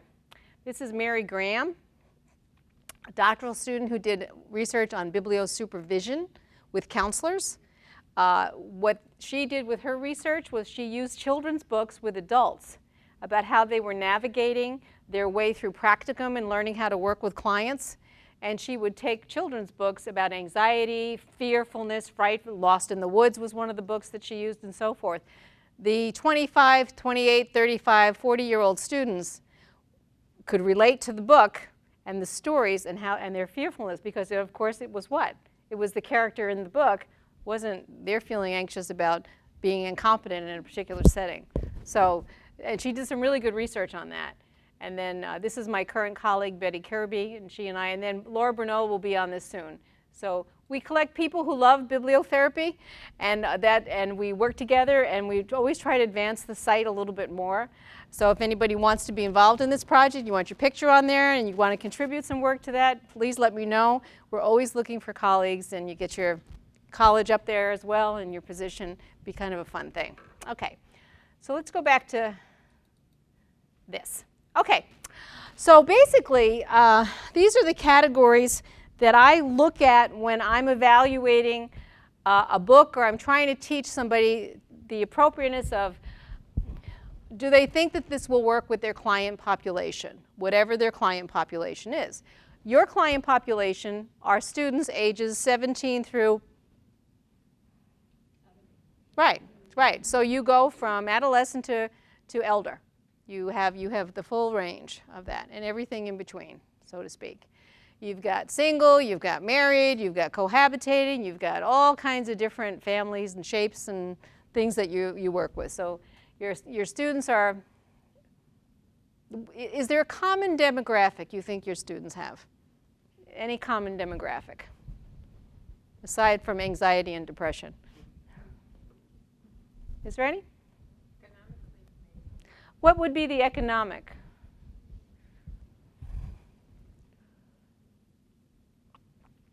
Are they wealthy? Do most of them work? So, a lot of them work, right? What's your percentage of first gen? Do you know? A third? Think a third? Fifth? Half? Probably about half, yeah. I would guess it's probably about 1/2, yeah. You know, it's really funny, but in Michigan, we have a very low percentage of individuals who actually have 4-year degrees. We're a blue-collar state, you know, that's, and we're really suffering in our state from the downturn of the auto industry and factory industries, where you'd go and your family would get a job, and you'd be in the same industry for your entire life, and when you retired, you would hand it off into your sons and daughters. Usually, yeah, right. Those days are over. Mobile society, and there's no job that doesn't require high tech. Liberal arts, librarians. Look what happened to librarians. I mean, everything's tech. You know, so yeah, I mean, the world has really shifted quite a bit. So you have a variation in students, but probably the one thing that they have in common is they're probably all trying to have a better life and prepare themselves for some kind of a better life. So, which is a good thing. You're where the boots hit the ground in terms of the American dream, right here at this college. So if you've decided on a particular topic, you look at the general information of the book. Is it a workbook? Is it a storybook? Is it a self-help book? You know, you kind of look through the general information. These are the categories: the subject matter itself, the general format and structure. Somebody over there said before, reading level, suitability, so forth. Book length. Now this is where I'm going to talk to you. I totally have this up here because I'm speaking to you. Okay, book length. Nobody likes a long book in our Big Mat fast society, Big Mac. I mean, everybody likes to get the sound bites really fast, and they like to get it, you know, like absorbed into the skin so it's immediately in the brain so they know what to do. But usually you have to dig a little deeper. So, but book length is if it's too long, and if you're going to use it like in a group where you're going to do reading, you don't want something that's real long. You want something you can get through pretty fast. Make your point, discuss it, make your point. So you have to be aware of that. You might pre-read a chapter or a paragraph or say, this is just for you. There's something that I read when I'm teaching children child therapy to graduate students it's an old book from Violet Oaklander. And it's about childhood. And it's just a paragraph, but it's a very impactful paragraph about how painful childhood is. That most people think it's this dreamy state and everything's so wonderful, and you know, kids play and they're with abandon and all that, when in fact we all know that childhood can be a terrible place with bullying, and you don't know where your next meal is going to be, and you might be a fence hugger in the playground because you have no friends, your social skills, all those kinds of things. So it's a very impactful bibliotherapy project where I read a powerful that's where poetry can come in very powerfully, short stories, narratives, news articles, video clips, all of those kinds of things. You make your impact, you figure out what you're going to do, you have to kind of know what your setting is, where you want to work, and so forth. Text and pictures can be really important, and I think over there's something I want to, go ahead, they're right next to you. On the book length thing, a conversation I had recently with some lit faculty about students that didn't read and how they would be intimidated by if a book was too big. And one strategy that the faculty member and I talked about and then he ended up using was to read out loud with, as we said, with the students, but trying to get them hooked on that first chapter. And then once they were hooked, they would move through, you know, be more willing, because they kind of get what's in there, but getting those first few pages under their belt makes a huge deal. And you know, and where you can be helpful, if you have a little flair for drama and you don't mind embarrassing yourself, you can read a first page of a book, and you can read it with such, you know, a compelling nature that all of a sudden you might get the kids all fired up, or you might get your students all kind of latched into it. If you ever want to teach anything about what it was like to live in LA in the late 50s and the early 60s around civil rights time, Walter Mosley, one of the best authors. And he writes in a detective genre, and you just read it and you're there. And I used to bring that into some of my social justice classes and some of my other classes about, you know, learning about someone's history. Because people would say things to me like, wow, my family never had money, or they never went through that. And I said, okay, let's talk about legacy. So let's go back in history and look at legacies. So then it's a way of setting a context. It's very, very helpful. So, but you all have books that you love that really make a point that speak to you. And usually it can speak to someone else too. You know, this kind of book here, a poetry memoir, You Remind Me of You. It's pretty short stuff. You can get through it. Shel Silverstein, still very good for wonderful short stories. And if you have students who are not dealing very well with responsibility, you know, there's some really great things in there about, you know, I don't want to get out of bed, I can't get out of it, I have to go to school, and on and on. Oh, I'm going to stay in bed. Oh, what'd you say? It's Saturday? Oh my gosh, up and away. And then he's out, and so all of a sudden all the malingering is gone. But it does bring the point about procrastination, responsibility, and so forth, and it's easy to do. If your students have difficulty reading, and reading is a challenge for them, picture books are really, really great, and so are graphic novels. Many a child, an adolescent, a young adult, an adult, learn how to read because of comic books. Comic books are great. They have all the visual cues that you need. You can follow along, not a whole lot of words. It's great. So, and then the one thing I also want to express is if you've got a lot of second language learners, you might want to have books written in different languages where they, whereas on one page it's English, the other is the language of origin, because that also helps really kids learn how to read better. And if you're studying another language, that's a real good way to understand it as well. So, but these are the different categories. I think that you want to really look at how are you going to use it. So that's what the librarian should ask you. How do you plan on using this book? Because I used to always want stuff with really great pictures. And when I analyze picture books, the pictures have to be congruent with what's being said. And so sometimes, you know, you read a book and you think, oh, I don't, you know, I looked at the picture, it doesn't really match. Well, what many of you may not know, when they actually make books, sometimes the illustrator is paired by the company. It's not necessarily, the author isn't always the illustrator. And sometimes they kind of miss what the author's actual intent is. So you could wind up with a message that's kind of like, it's disjointed. Well, one of the reasons why it's not a good match. And then I think probably for most of us, you give your kind of overall impression of the book. You know, and I know when I was a little kid, I'd look through a book and I go, oh, it's got too many words, not enough pictures. You know, and so people have different things that appeals to them. I've never been a big poetry person, but but I do like short stories. You know, some people really get poetry. A lot of your clients won't. You know, some people just don't get it. You know, so it has to appeal. Remember, it's not about you, it's about your students. So even though some of us think it's about us. Okay, so the general format and structure, you assess the plot for cohesiveness, character development, universality of the storyline, and the quality of the text. That's kind of your general format. Subject matter, is it a valuable topic for you? Do you think that it works for you?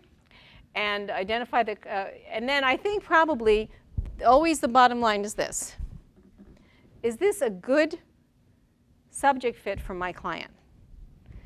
Sometimes we may diagnose somebody with a major depressive disorder, suicidation, and you know, all of this diagnosis, really dark, hard, sad life. But you know what? They may not be ready to hear all that. You know, you do the systematic approximation. You start using words like, it sounds like you're a little fearful of that. I'm not fearful. Oh, okay, back up. You're thinking in your head, back up, back up, back up, back up. Okay, sounds like you're a little anxious about this. I'm not anxious. What makes you think I'm anxious? Okay, back up, back up, back up. Boy, sound like you're a little unsettled. Oh yeah, yeah, that's right. Yeah, yeah.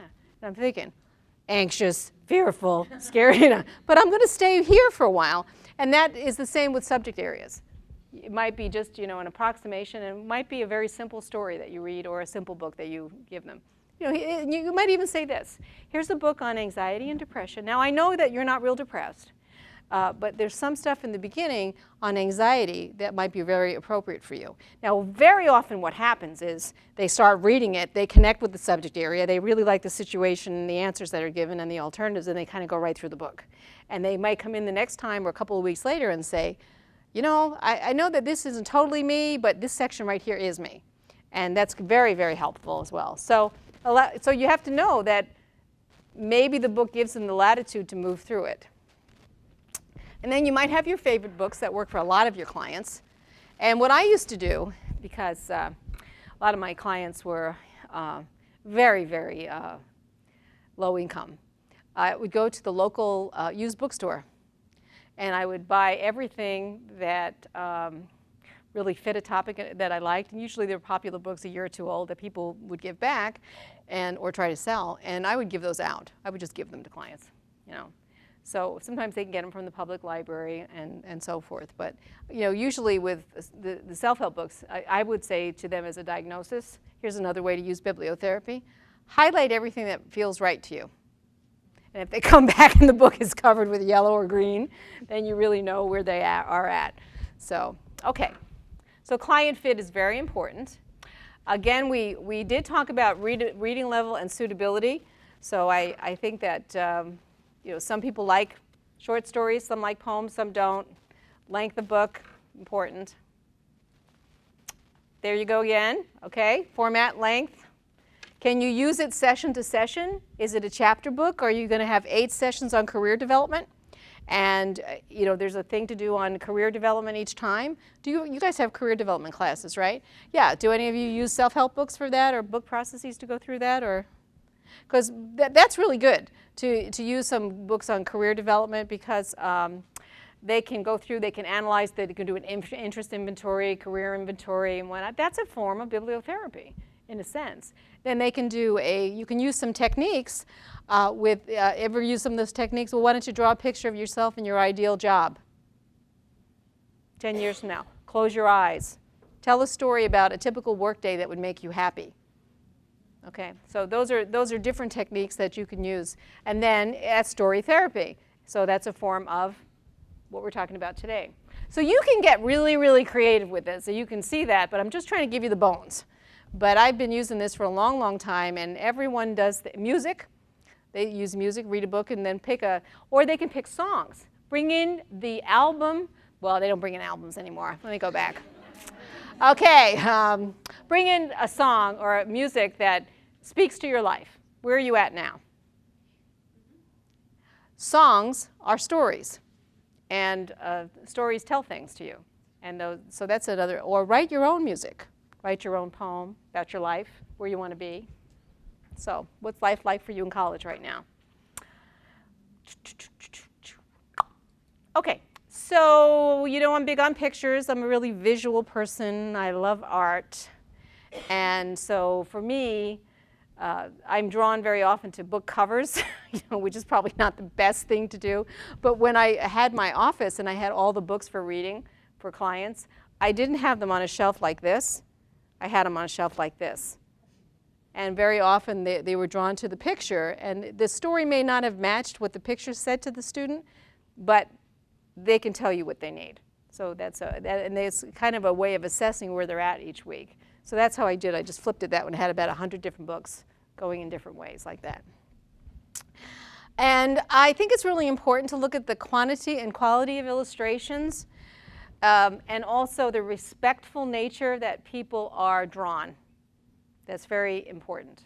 And again, with stereotyping, but but also the respectful nature of it. Because sometimes people draw things and they bring their own prejudices out, and you want to really make sure that when you're looking at something, it's very respectful.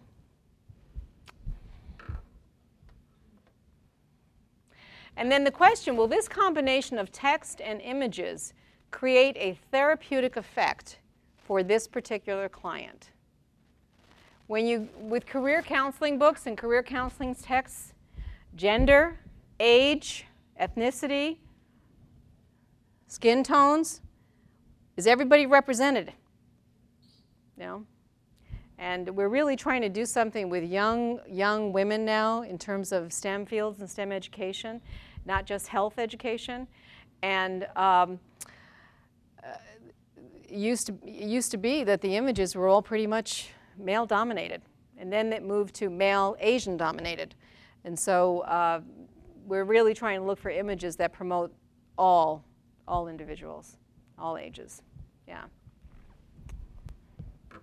The one exciting thing that was, well, one exciting thing. There were about 750 exciting things that happened to me when I went to the White House.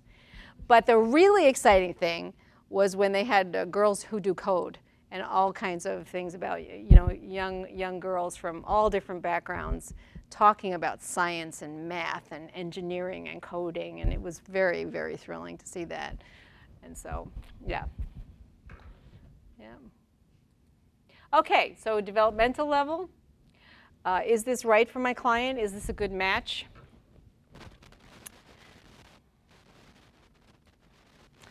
We talked about this.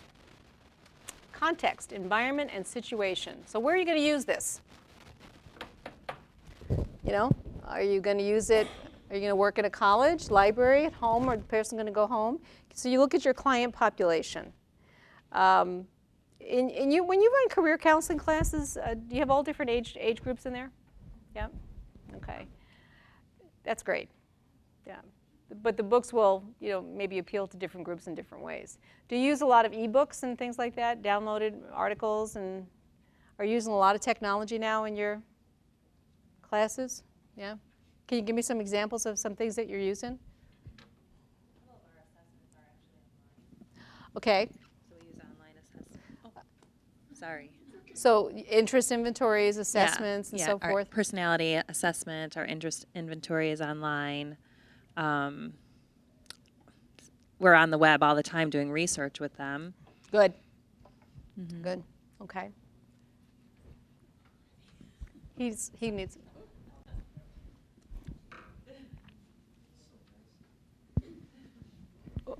We also do a lot of experiential learning, so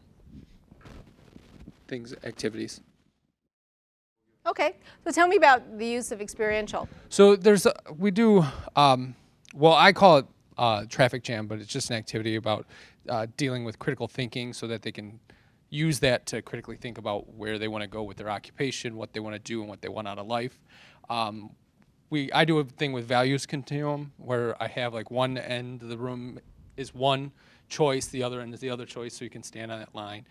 So we talk about work values, what's important for you in a job, things like that. So we're doing activities like that all the time. Right, right. Do you ever use it in case analyses?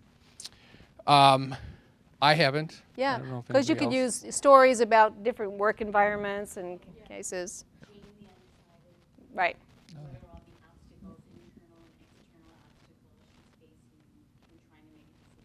Okay, that's a great example. Right, TED Talks are great. Yeah, there were some really great videos a few years ago that came out on plagiarism too. Yeah, so, you know, because I tried to explain to some of the faculty that yes, some of the students are plagiarizing. They're cheating, they're snagging information, they're doing it on purpose. Other students are actually just snagging information like they do on the internet all the time. So they just need to differentiate. You need to teach them the difference, and it's an ethical conversation about when it's okay to snag and when it's not okay to snag. Oh, because a lot of the faculty, well, it's just cheating. Well, you know, it's a different generation. You have to kind of, it's not quite cheating. But it looks like cheating. Well, yes, I know. I used Turnitin, and that looked like cheating to me.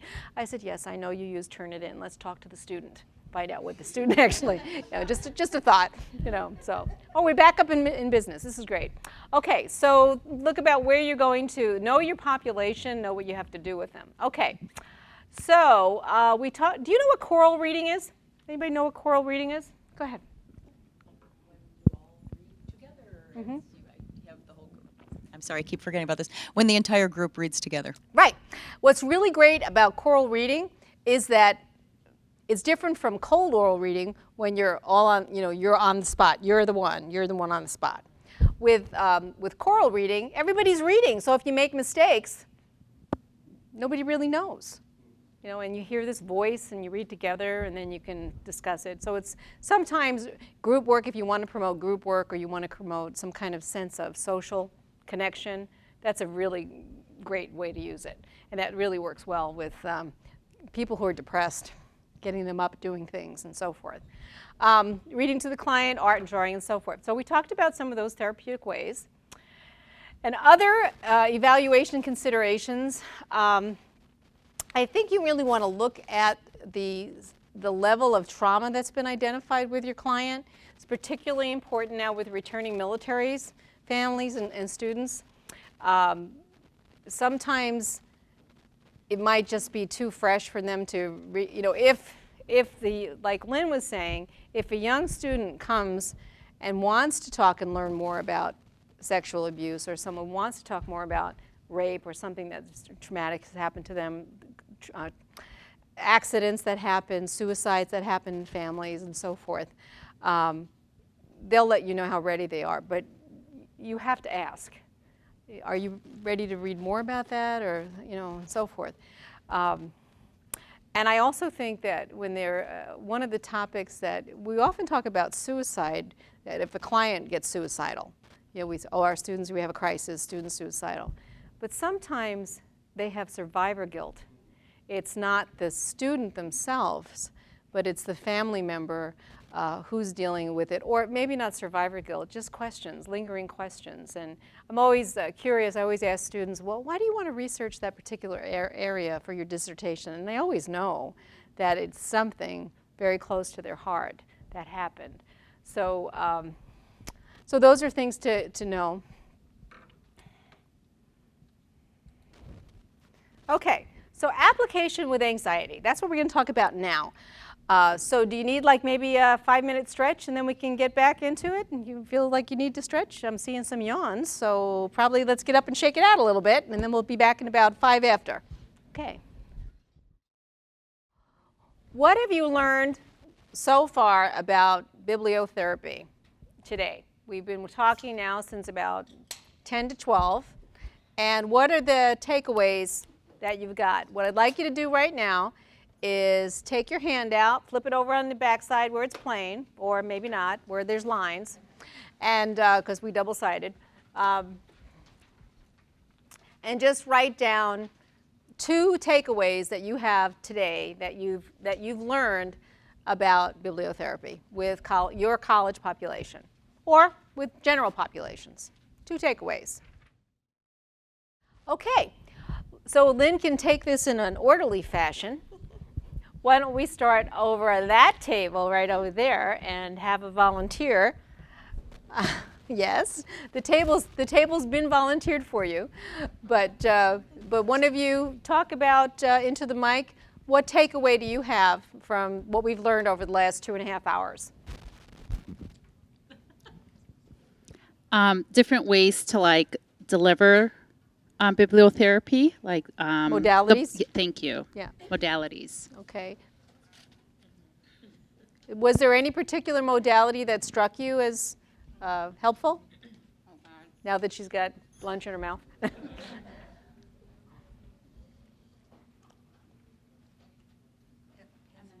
You're not sure. Okay.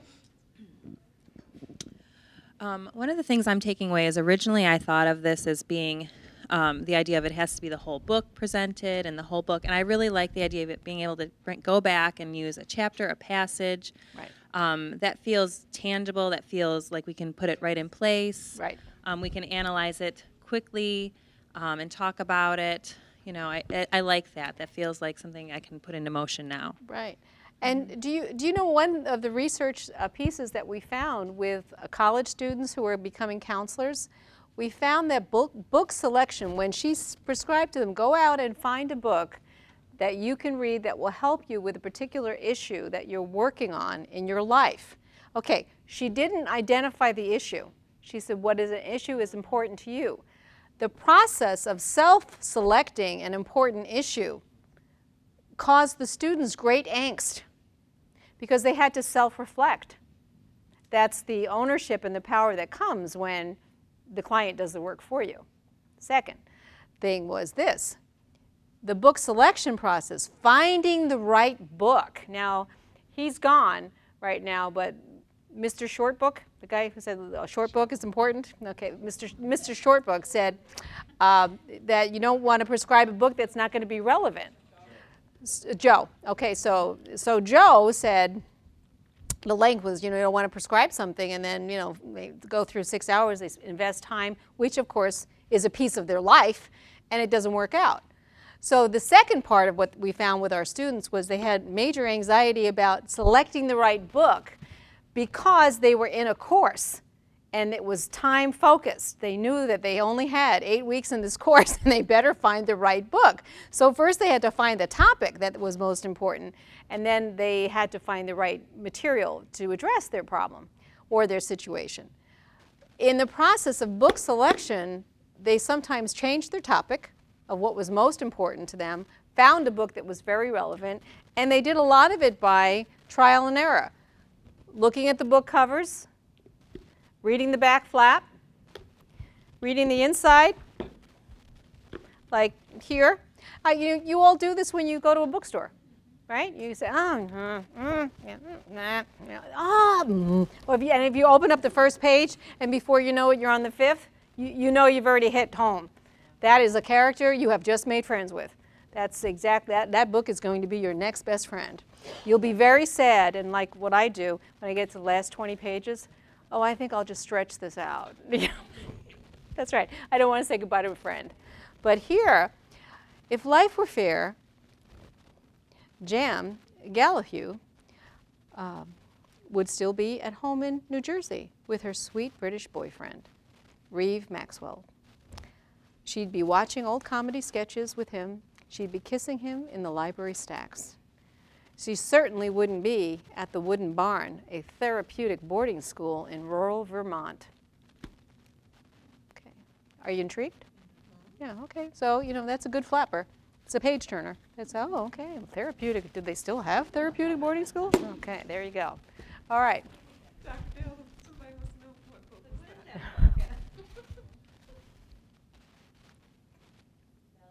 Looks like Belzar. Yeah, Belzar. Yeah. Yeah. Yeah. So that's part of the book selection process.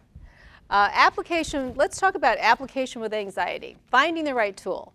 Now, you have resources on your library website and some of the books, and one of the books that you've got listed is a very famous book for anxiety, which is, oh, here's Mr. Joe Shortbook. Yes. I know, yeah. I can't get through them. We were referring to the book length as part of the issue, and somebody was saying they're very relieved that we found out you don't actually have to read the whole book. Then we talked about the selection process, too, and the angst of self-identifying your own topic, sorting through what's the most relevant thing and important in my life right now, and then finding the right book match. If you give a little pressure to a grade added to it, that does send students in the angst zone, for sure. But we are going to talk a little bit about a particular information book and workbook that might be appropriate for some of your older students, okay? So I'll have it up on the web, but I'll get to it in a minute. So assessing the appropriate, is the book appropriate, and assessing the match. So we talked about those things before. What do you have to know about your clients? Okay, reading level, okay. All right, interest level. Are they interested in an information book? Short book, long book, movie, whatever you want to prescribe. Do they want to discuss and read with you? Or they want to go and read at home and come in and process? The journal, cross-journaling. I like workbooks that actually evaluate, someone reads and then they evaluate their own stuff, because students are, not that they're ultimately very narcissistic, but they tend to be pretty involved in their own process. And so they do like to talk about themselves, and the journal extends that. The writing in a workbook extends that, and then they share with you. So so you're doing ongoing therapy or counseling and ongoing assessment, formative assessment, as you're going through to find out what they're getting from it. So materials should allow you to continue your assessment. Okay, and we talked about read it first. Is there any particular time you wouldn't use a self-help workbook? Anybody think of a time you might not want to do that? What kind of student would be uncomfortable with a workbook? Aside from people who went to parochial schools and workbooks, and that's all we did for Diddle Masters for 45 years, but no, I'm just kidding. Workbooks, who might be uncomfortable with workbooks? Some students that are very fragile and don't know how to moderate. Students that are fragile and don't know how to moderate their or contain anxiety and feelings. And so I'm not sure I'd want them to be doing it all by themselves. Okay, so more of a guided, structured approach. Yeah, because if you unleash some of those feelings when you're alone, it might not be appropriate, so if they're fragile. Another thing is if students are, have literacy issues but also are grade phobic, a workbook could really, test anxiety. A workbook looks a lot like a test. And also, if you write it down, there might be confidentiality concerns. So I always say to the students, it's your book, you get to keep it, you get to show whoever you want that book. If you write something down during our session, there's a shredder right next to my desk. So if you want to shred it at the end of our session, that's perfectly fine with me. And then I just put it in my case notes as best I can. I do that with art as well. Lots of times students who do art, they don't want anybody to see it. So I've shredded a lot of beauties. Yeah, but that's for confidentiality. It's not about keeping it, it's about their therapeutic gain. So, okay. So, all right. So, application with anxiety disorders, you can use it individually, one-on-one, reading at home, all the different ways we talked about before. If you are ever able to run an anxiety group or an anti-depression group, they're very powerful. And they can be not just intense group therapy, they can be psychoeducational. And I highly recommend psychoeducational groups because it normalizes things. A lot of people suffer from anxiety. If anybody's ever had an anxiety attack, it's terrifying, and a lot of people suffer from that.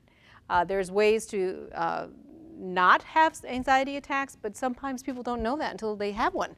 And then all of a sudden it's like, oh yeah. So there's ways to work kind of through that. Sometimes people need medication. They don't know it. They just kind of need it for that particular time. And so, so psychoeducational is really, really great. I like a combination of psychoeducational and processing. I really like to give clients information because I believe information is power.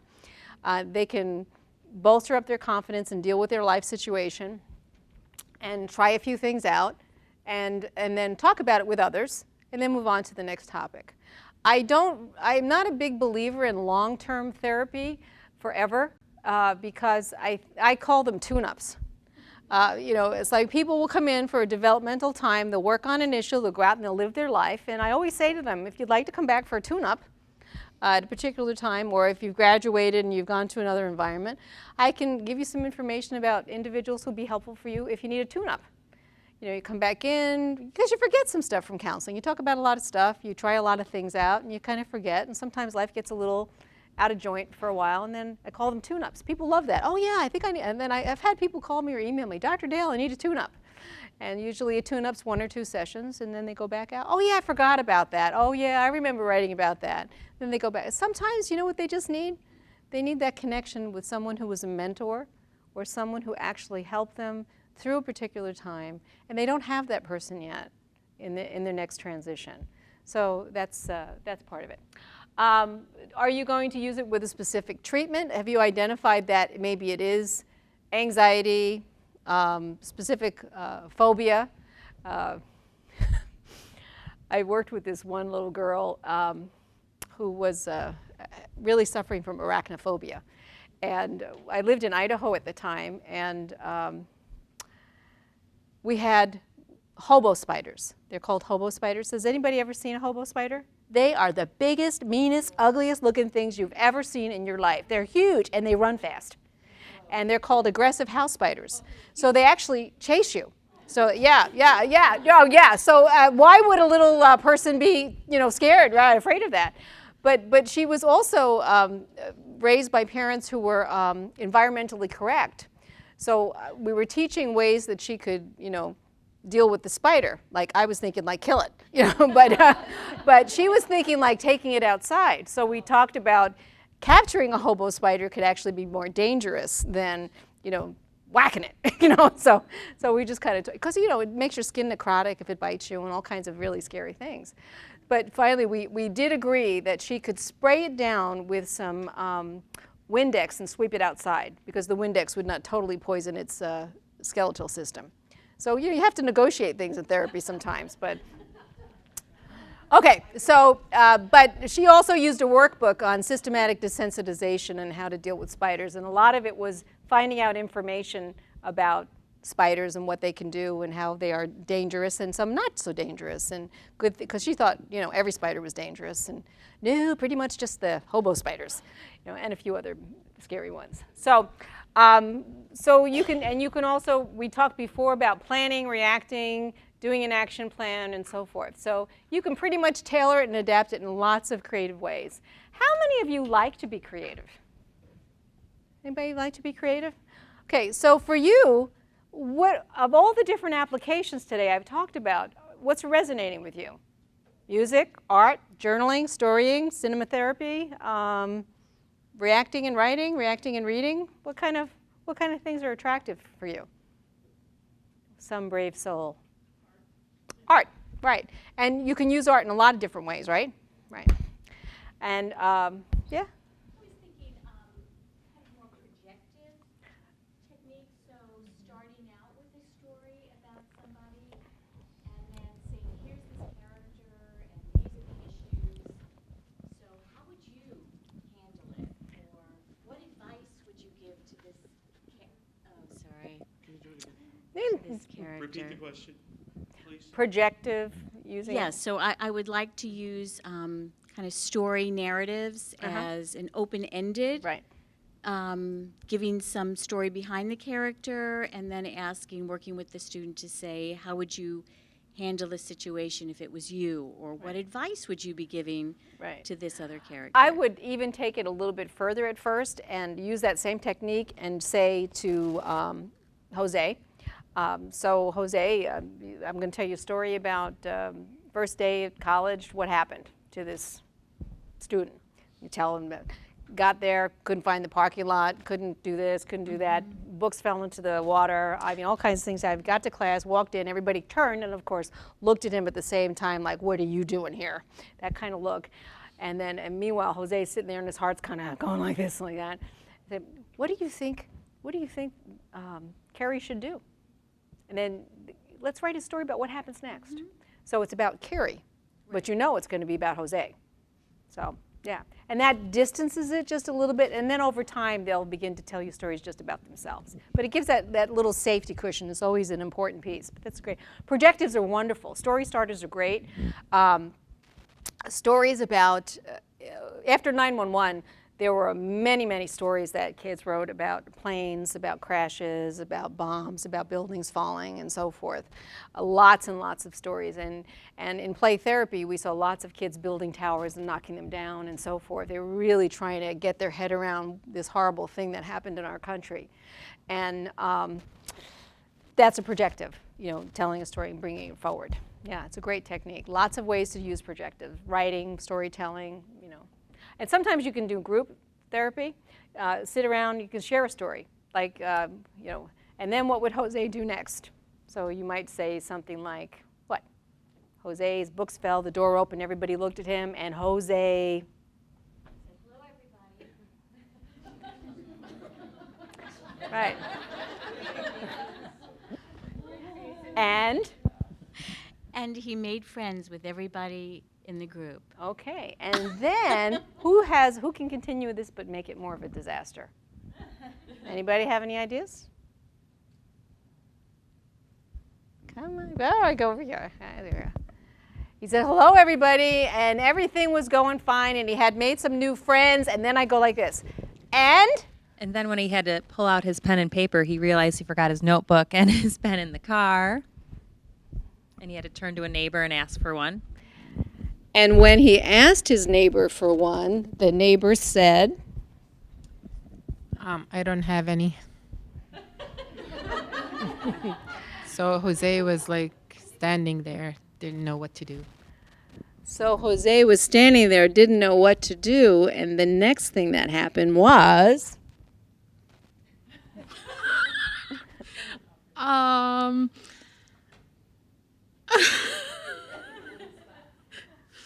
Jose put his hand up to his head and laughed and said nothing. And then The teacher asked why he wasn't taking notes. okay, so you can really have a lot of fun with a story starter like that. What I didn't do, which was very unfair, was, especially to you, I didn't prepare you. I didn't prepare you for what we're going to do. But you can do something like that. You can story share. And then if somebody doesn't say anything, you just say, and then they turn red and lifted their head up, and then you just keep going around. You always tell everybody you can or cannot participate, and that's just fine, you know, to do that. But that's a way of story sharing.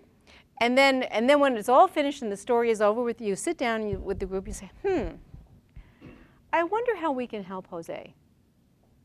Let's talk about some things that, you know, we did that reading on what happens when you meet new friends and you go to a new environment. Let's talk about some things Jose could have done. You know, oh, he could have left earlier. He waited till the last minute because he was nervous. Oh, but he could have left earlier. He probably wouldn't have dropped his books. Could have done this. Could have had a map of the campus. Could have, you know, lots of things, you know, for problem solving. But you can't fix it right away until you kind of get an assessment for how crazy a day can go. And you know days can go crazy, crazy. So that's some creative ways of doing some of those things. But remember, I just did to you what you don't do with clients. You don't surprise them. You let them know what the rules are. Always give them an out so that they don't have to talk. And but that's one way of story sharing. It's a very simple way. It's a good icebreaker too. You know, and if you make it about Jose or Carrie or whoever, then it's easier to talk about them. Yeah. All right. Question. I'm just wondering about your thoughts role playing, whether it's in individual counseling or in a group setting. So if we're looking at a therapeutic group or a psychoeducational group, having two of the folks in the group come up and do a role play, Sure. and then Role playing is great. Anybody ever role play? Yeah, because you know, no matter how you're going to fake it, eventually you get your own character out. I mean, who you choose, why you choose that person, those are all relevant pieces of information. And we used to always laugh when we were counseling trainees, you know, we'd have to role play clients, you know, and so I'd get up in the morning and I'd brush my teeth, look in the mirror and think, okay, what's my problem today I'm going to talk about, you know. And I'd sit down and I'd start to talk about a problem, and then next thing I know, a few probes and a few questions, I was talking about me. So you have to say you can stop anytime if it starts to feel uncomfortable. That's always, you know, the out that you give during that. But role playing is great. It gives people a chance to kind of try to put themselves in someone else's shoes and do that. But you always get useful information out of it. Yeah. So, all right. So we're going to talk a little bit about this. Application with anxiety. A typical bibliotherapy session, by now you know, there's no typical session, is there? We talked about very creative ways. How many of you are more comfortable with structure? Yeah, more structure? Yeah, okay. So structure is great because, and this, I used to do this with lots of different groups and individual clients.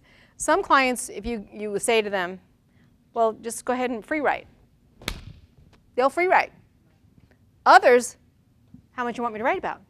What's the topic? How many sentences? Am I going to get graded? I mean, all of those kinds of things that come with that. So, but structure can be very comforting. And as a client begins to feel more comfortable with talking with you and with the structure, they can actually break out of it, try things a different way. And you can always leave that open to them. But there's so many variations and so many ways to use books, cinema, stories, narrative, paragraphs, articles, information. But you do have some of the cautions too, that should be relevant, appropriate. And here's the other caution. If you open something up, you should always have resources for closing it down. The worst therapy I've ever seen is when people fillet people open and then they say, well, it was good for me, session's over. And you always have to make sure that there's numbers they can call. Do they have somebody to talk to? This might come up. Always caution. It might bring up some uncomfortable thing. Are you ready for it? They may think they're ready for it, but they might actually not be. I mean, I think that's the most important thing about any counseling process. Books are a lot more powerful than people think. When you relate to a character and you align with a character, or you align with a theme, or you align with a story, it's who you are. You're aligning for a reason. And when you have a good match and it really speaks to you, it's very, very powerful. So always make sure that people have someone to call. If they're in counseling, you have a counseling number for emergencies, right, for your students? Yeah. So they if this brings up some unsettling information and you need somebody to talk to, here you go. Does it make sense? Yeah. What are you thinking? Now, I want to make a point here because I was in an educational setting one time where a person had a serious hearing impairment. And what we had to do in order to speak for him to hear us was to hold the microphone in our hand. He had a portable one. And people found it very frustrating. Okay. And I thought, how'd you like to live his life if you think this is frustrating? Okay. Point made. Ms. Brandt. Thank you, Joe. Brand to you. Do you now remember what you were going to say? Yes. It just had to do with having hotlines and Right. how important those hotlines are. Right, yeah.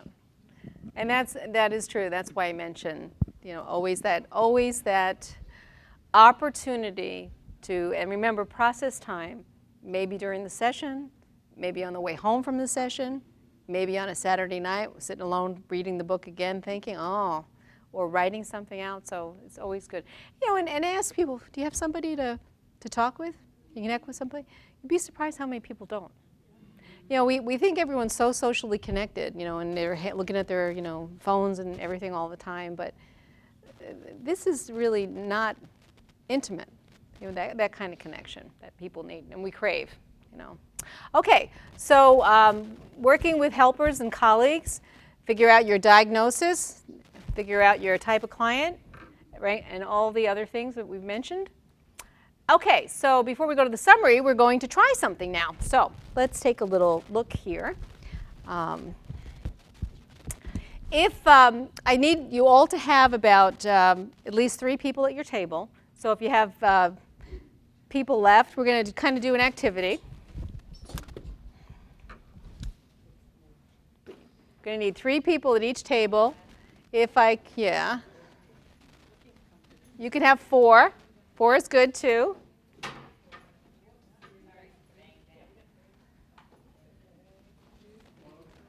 Okay.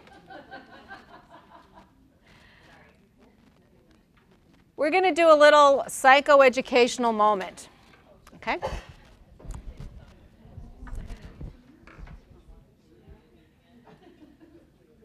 Okay. I'm going to go back here. And I'd like you to kind of look at one another. And I'm going to pretend that I'm your counselor and we're in a group.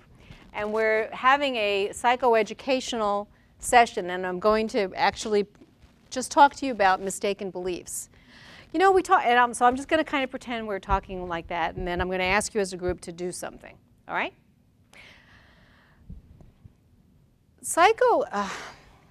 Mistaken beliefs.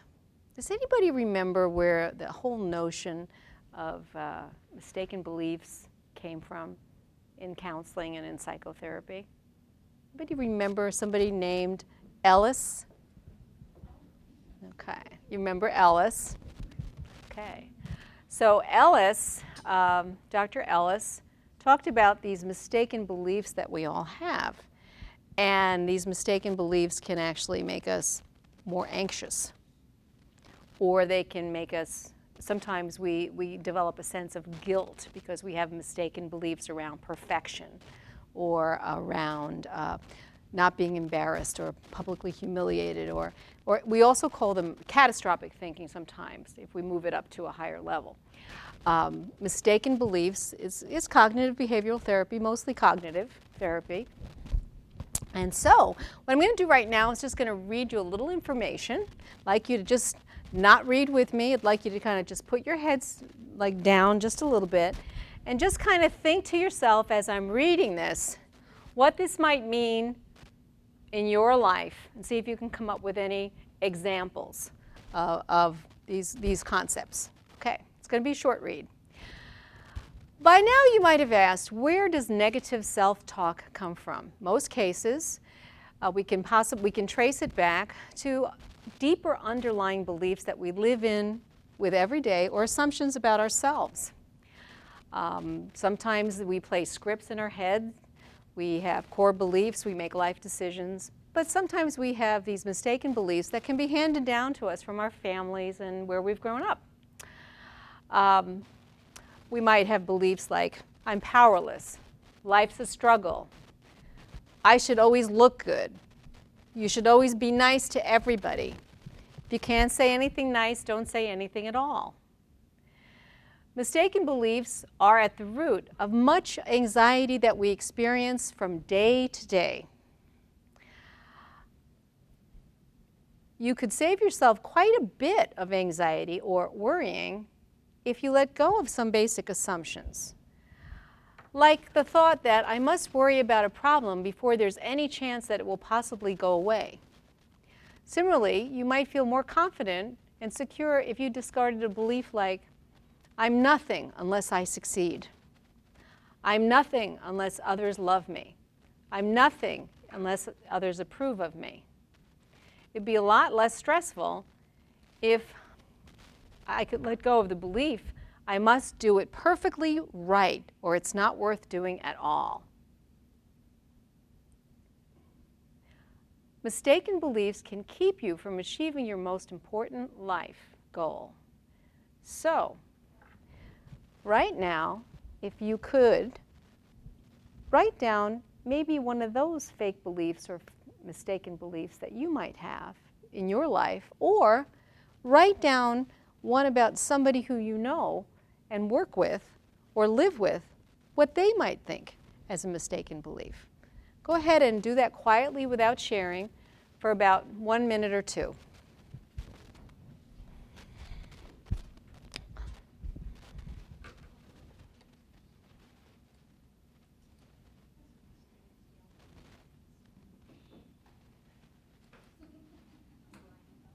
Remember, we're not going to share just yet.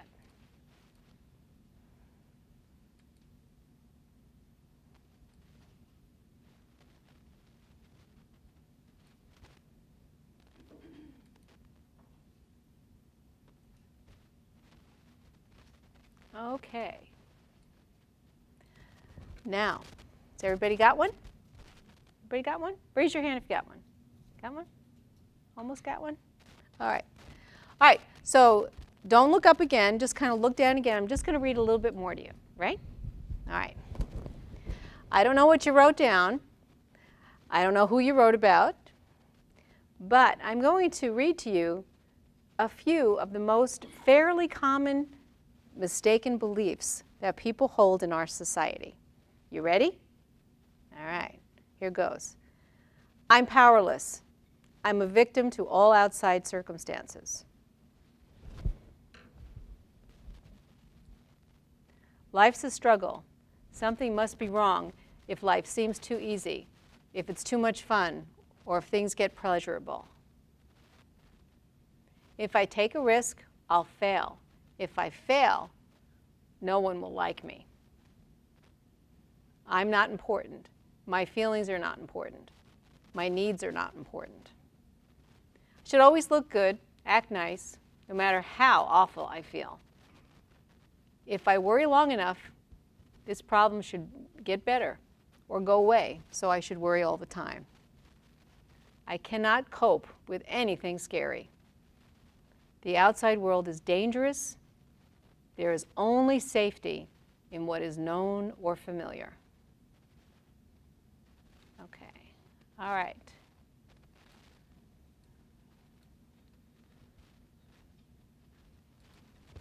Now what I'd like you to do as a group is just kind of talk about the common beliefs that I just read to one another. And if you had one that kind of aligned with that, or was it surprising? Was it news to you? Do a lot of people you know believe these kinds of things? Just talk amongst yourselves for about 5 minutes, just kind of share and see what you come up with.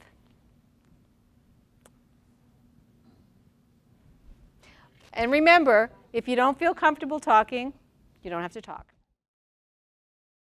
Okay. Hello. I'm going to call you kind of to close your conversation. And thanks, Joe. All right. So you all know each other in some form or fashion. So this can either be extremely awkward or or scrambling around with, what can I say, what can I not say, and so forth. But if you're in a group of unknown people, there's actually some freedom in that, because you can say things that, you're probably not going to run into somebody in the supermarket or at the late night Starbucks or someplace. You might, and then you'll kind of do this thing with the cart, but most likely you won't. And so there's that sense of freedom that can come with a conversation like this as well. But let's kind of talk about the process. So I read you some information, right? That was your anchor. You could kind of think about a little bit, right? Then you were supposed to generate something from within and then share it, linked to the common things that people do, and then share kind of what you found. So what were your conversations like, and what was this process like for you, if you don't mind sharing?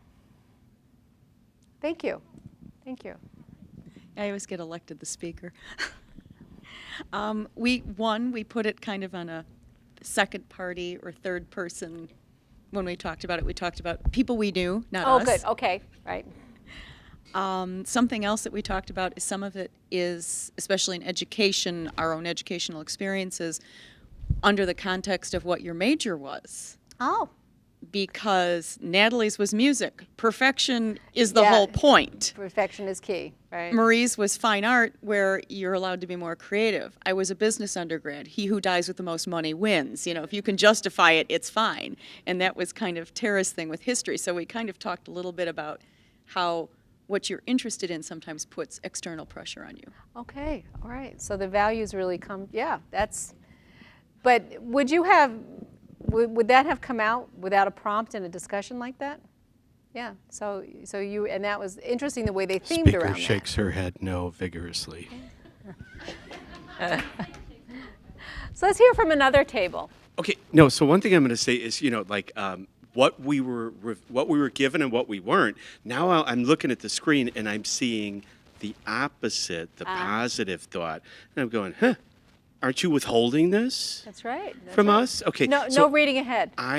So rather than I am unimportant, I am valuable and a unique person, or I always should look good, act nice, no matter how I feel, right. It's okay to simply be myself. Right, and part of bibliotherapy and my treatment intervention or my technique would be, it's easy to kind of talk about our mistaken beliefs and then how you can reframe them and look at them. And here's your reframes here, So you get the group to work together to pick one thing and see if they can come up with different reframes. And so everybody, and so it's because sometimes your reframe for your own thing might not be as good as your partner at the table or someone else. So, and that's the whole nice thing about the group work or working with a counselor or working with an author of a book, because this author gives us lots of reframes, lots of ways to twist it around and turn it into a positive belief versus something that, may be holding us back and causing us problems. So let's hear from another table. So this is my supervision group, so I'm very comfortable sharing with them. And they're all counselors. And so my mistaken belief, I think it's above what we can see, but I think it says, if I take risks, I'll fail, and if I fail, I'll be rejected. Right. And each one of them said one of the things that's on the board there. It's okay for me to take risks. So They're very good they counselors. Help you reframe, right? It's okay to fail. I can learn a lot from every mistake. It's okay for me to be. It's okay for me to be a success. Yeah, and it felt good for them to challenge, what I was thinking, because otherwise I would not, I would not be doing that to myself. Oh, okay. How many of you think that fear of failure is a common issue? Yeah, especially with students. And then of course all of you are professionals, and you've gotten to where you are because you had to deal with certain fear of failure. So yeah, but it's a very, very common thing, and it can be immobilizing. Yeah, that's where anxiety comes from, and test anxiety and performance anxiety and all that. So let's hear from one more group. Anybody over on this side?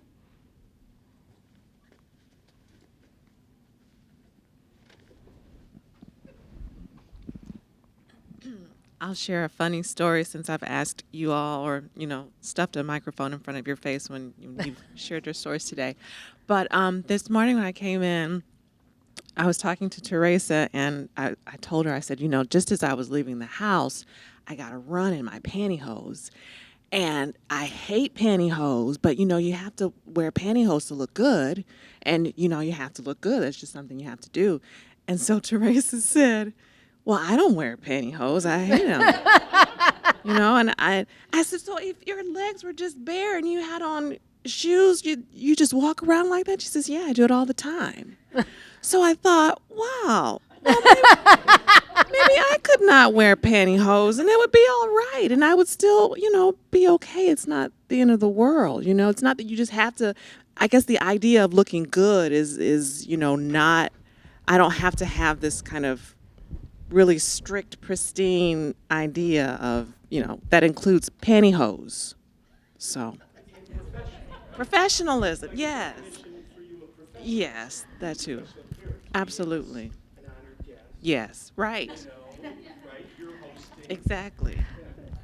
And I feel really honored that you've worn pantyhose. Well, I'll tell you an even funnier story. I got to the airport and I put my legs, because I wore sheer hose today, and I put my little legs next to the chair and I felt, uh-oh. I thought, what is that? And I looked down on the seat. You know how they have that kind of sticky Velcro thing on the seats? So when the plane goes down, and I thought, I gotta. And it was just a little pull, and I thought, what the heck am I gonna do now? I got no pantyhose. I'm flying to Chicago, I'm on a tight schedule and everything. I opened up my purse. I had some poppy nylon, some nail polish, and right there on my stocking. And I had to teach somebody the other day who was 22 who didn't know that you could fix hose from running with nail polish. Information just shifts with generations. So let's work on that theme, how we look. Ready? Okay. I'm going to read you, now we've moved from workbook. I'm going to show you. So I'm going to find something that fits with, I got to look perfect. I got to look good. Okay. All right. I should have been thinking about God, or the meaning of life, or simply grieving the fact that my best friend was now motherless and my own mother was without her best friend. Instead, I found myself gazing into the sleek mahogany coffin lined with generous folds of ivory silk, silently critiquing Mrs. Carr's lipstick. A magenta with blue undertones that simply clashed with her coral dress. The same one she had worn to Lucy's wedding, nearly 5 years ago. More problematic than the shade of lipstick, though, was the application. Someone clearly low on the beauty industry totem pole had colored just outside the lines as if to create fuller lips. It was an optical illusion that never fooled anyone and seemed wholly unnecessary given the circumstances. After all, there would be no photos taken today, no professional albums filled with various combinations of friends and family posing with Mrs. Carr, horizontal but front and center. In fact, the entire custom of fancying up a corpse for an open casket funeral seemed suddenly ridiculous. Cremation was definitely the way to go. It was the way I wanted to go, rather than the risk of the possibility of going out on a bad hair day. I would like you to think about, I've always got to be perfect. I always have to look good. I can't go outside if I have a run in my hose, or my lipstick is on my teeth, or running up my cracks. Okay? I'd like you to write down just a little paragraph about this person and looking perfect and critiquing perfection. Anybody want to share what they wrote in reaction to? It's okay.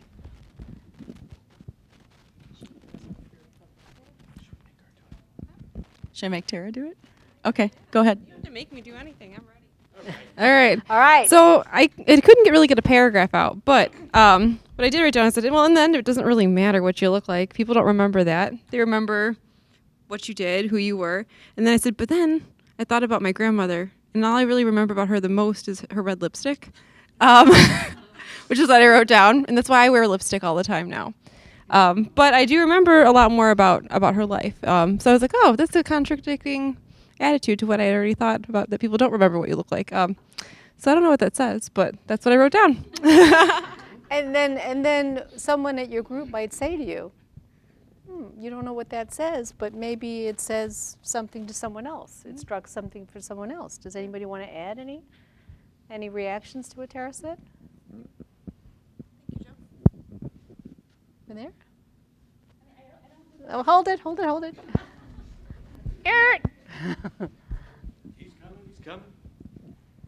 I think I just had a whole bunch of different thoughts about appearance and society's expectation about appearance. And so my head went in a million different directions. I used to work at a dental office that helped put me through college, and I would walk in every Saturday. I also worked at the mall, but Saturdays I worked at the dental office, and the first thing my aunt would say to me is, or she'd like, go put on lipstick, right? Because I'd come without a lick of makeup on my face. And so then the joke became every Saturday that I'd have to go to her office and paint my face because she expected me to meet my future husband at the dental office, which I did. So, but society's expectations, but my mom was never like that. She never put pressure on me to look a certain way before I left the house. But I had aunts who would always pressure me, like, do you want to put a little blush on? Where's your lipstick? Yeah, so that's tired, yeah, you look tired. Yeah. So I kind of went there, and I totally agree with what Tara's saying, is that at the end of the day, what really matters is not how you look, but the impression you have on people, right? What are they going to remember about you the most? Is it Teresa? I went in a totally different direction because Wait a minute. know, Freeze shocking. Freeze frame. Okay. Did you hear what she just said? She went in a totally different direction. So someone built off what Tara was saying, right? Tell me your name. Suzanne. And then Teresa said, I went in a totally different direction. That is the great thing about reading a paragraph or talking about something or a short story or film. We take what we need from it. That's kind of hits us in whatever our place is. So take us to your different direction. Well, I went into counselor analyzing the writer and the character. And, I first went to kind of narrow, constricted, confined, maybe family background has a focus on looks. And then I went to wonder how she feels about her own looks. Then I went to, well, maybe she's an artist and color's really important to her. I just went into all these different areas. So, which is what I tend to do a lot, is the world of possibilities in an intuitive sense. So it kind of speaks to my personality, I guess. Right, of course. And that's what bibliotherapy does. Mm-hmm. It aligns with who you are and your personality, where you need to take it, where you want to go with it. What about over here? Yeah.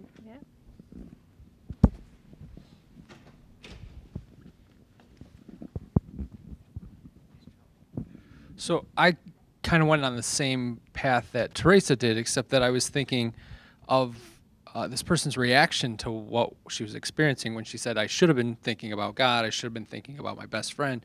And I felt like maybe it was just a distraction for her to focus on something that maybe wasn't meaningful, so that she didn't have to deal with that was meaningful, and to get into those feelings of negativity and a strange area for her maybe that she just wasn't comfortable with. Okay. So, how willing are you to play the microphone game? Can we continue this story? Some of you up for it?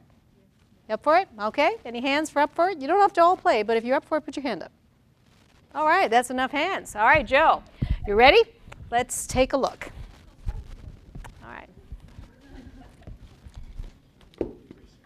Where did I put the book?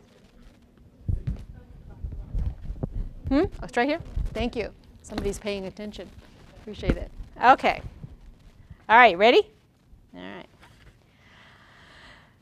Cremation was definitely the way to go. It was certainly the way I wanted to go, rather than risk the possibility of going out on a bad hair day. Hands. Hands. And then, because I always look so great with my platinum blonde hair. That's all I ever wanted, was to be really, really blonde. And there'd be nothing worse than dying without really, really blonde hair. Except for dying alone. okay. Now, Tara, give it to some. Hands up. Anybody. I got someone over here. Oh my gosh. All right. I'll go for Lynn. At least I finally lost that last 10 pounds before I went. Well, I believe, like Les Brown does, in the one box per person rule. One person per box rule.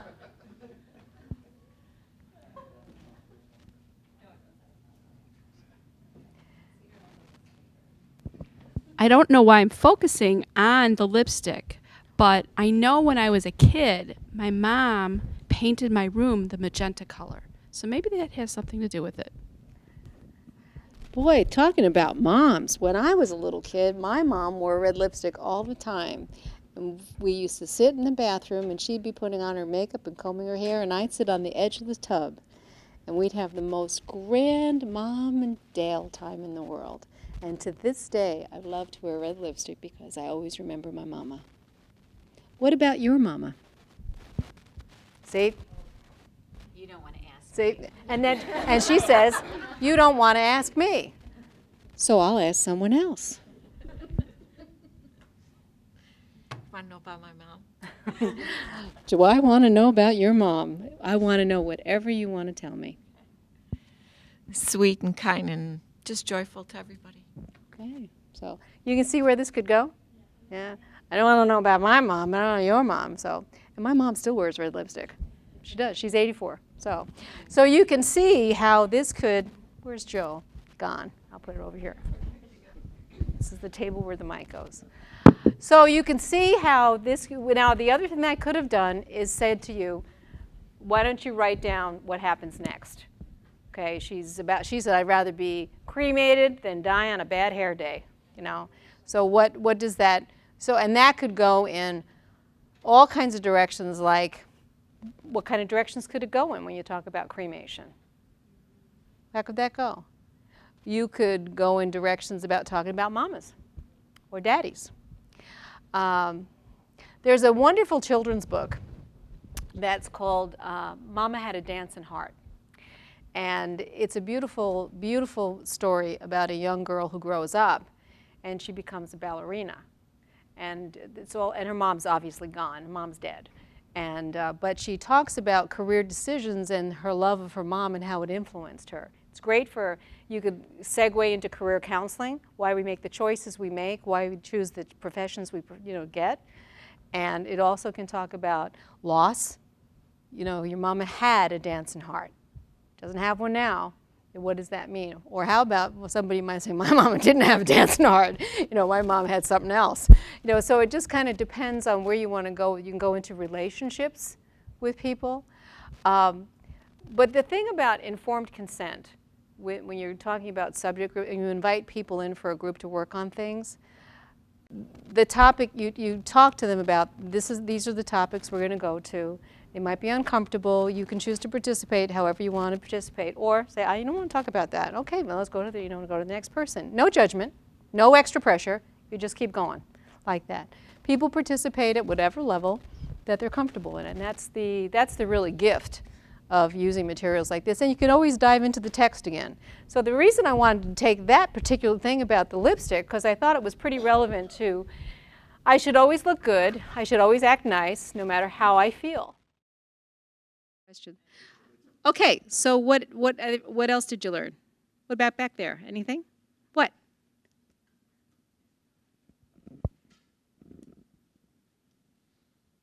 In the beginning of your presentation, you had mentioned something, the book can have, ups and downs, but be sure that it has a resolution. And, I never given thought to that in the self-help books, all these ideas, etc. But maybe when you're doing some of that bibliotherapy, that there's a resolution involved, so that that hope factor. Right. And that's a pretty important thing. If you're using a story starter, very often if you use a story starter, like you're probably all thinking, well, I wonder what happened at the funeral. If you use a traumatic or a very powerful story starter, you make sure you close that session out, so that because that can really cause some major angst for individuals. What else? What else did you learn today? Any other takeaways? Thank you. I think looking back to the elementary or maybe grade school type books for some of our developmental reading students that are struggling, that might be another option for them. Yeah, that and also graphic novels. Oh, okay. Yeah. The other thing too, I used to be familiar with Shel Silverstein, and when you mentioned him, I thought, yeah, I have to go back to that. And what's really cool about Shel Silverstein is the illustrations are very simple. They're black and white. They're very creative, and they capture what they really do match what he's written about or has written about, because he's not with us anymore. Anything else? Guys, over here? You learn anything? She's smiling at me. Don't pick on me again. I learned a lot. My expectations were low. Oh, so glad you learned a lot. Sorry. No, so I didn't realize all the possibilities about working with our librarians and what resources they can be, and integrating, books and stories into the work that I do. So it was very worthwhile. Thank you. Oh, thank you very much for saying that. Books are ubiquitous. They're everywhere. And so, and stories are everywhere. So if we can tap into them, and I think that one thing that we can do with our clients by instilling hope and connecting them with library resources and books, that's one carry through that can be lifelong. It's, not necessarily that they become better readers, though. The more they read, the better they become. But the real benefit is they have a resource now that they can connect to everywhere. And they don't even have to go to Barnes & Noble and places and buy stuff. They can just go check them out. So, any other takeaways from today? Tara, do you have anything you learned today? First of all, I'd just like to say that I really enjoyed getting to spend time with everybody today. Getting to know each other a little bit better, too, is really nice. So that's been wonderful, just pairing together on this grant with Lynn and all the counseling department. It's been wonderful. But I really like that you guys were able to write down. I wish I had taken a picture of that list that was up there, because I think I ran off to do something else while we were doing that. But that you had listed out the things that, you know, this is what we're looking for. This is what we want. And that's what we want to hear as librarians. We get so excited when you say, this is what I want. We're like, oh, great. Just tell us what you want. We'll get it for you. So that was really nice to be able to see that up there and to see what you're looking for, and for us to say that's what we want you to do. Don't feel bad telling us this is what we need, because we want to get that for you. So that was really nice. Yeah. This is a very unique thing that you came together as this group to spend an afternoon talking about these topics and how you can interconnect. One of my most rewarding experiences when I was a school counselor was working with the librarians at all the schools I was at, and also teaching my students who were counselors to connect with the librarians in their community, whether they were a mental health counselor or they were a school counselor or a college counselor, because the librarians have so much to give them. And also my partnership with my co-researcher. She was a clinical psychologist who went back to school to become a research librarian because she loved books. And so it was our love of books that forged this wonderful project that we had. So the fact that you can come together and do this is really pretty special. It's pretty neat. So anything over here? Liz, do you have anything to add? Now, you researcher on this area. You good? Say I don't have anything to add except for, you know, I like that people are realizing what a resource we are and what we can do and are willing to do. So sometimes I think we get a bad rap. So, but we're here to help. So. Yes, Troy. So one takeaway for me is thinking about, you know, how next steps will go, and I think we'll talk about what that would look like.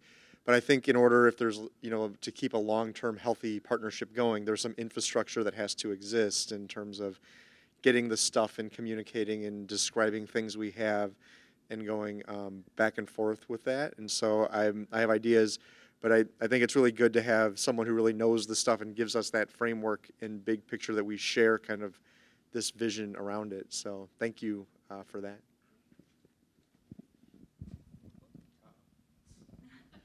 No, you know, I'm curious because just in the last few minutes as I'm sitting here thinking, now, have you ever collaborated, say, with literature faculty?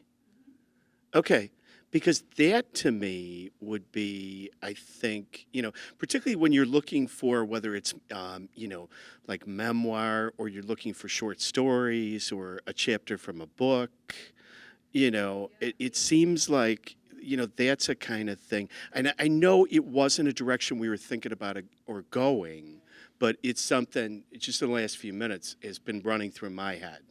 It's a great suggestion. Two people on my website. Mary Graham is a English major, but also she's now a counselor educator supervisor. And Betty Kirby is also an English major, English education. We're inviting several of the faculty from language arts and literature at Central Michigan who are very interested in literature, various genres around, because they know everything too, and they're just amazing. But here's the power of bibliotherapy, and I'll close with that because this is the last, because we're just about out of time. But I'd like to tell you a very powerful story. Mary Graham, her picture of the curly blonde hair up there, is a professor at Seattle University. And she told me I could share this story, so I will share it with you. She did her doctoral research on bibliosupervision, and she did an amazing job on her work.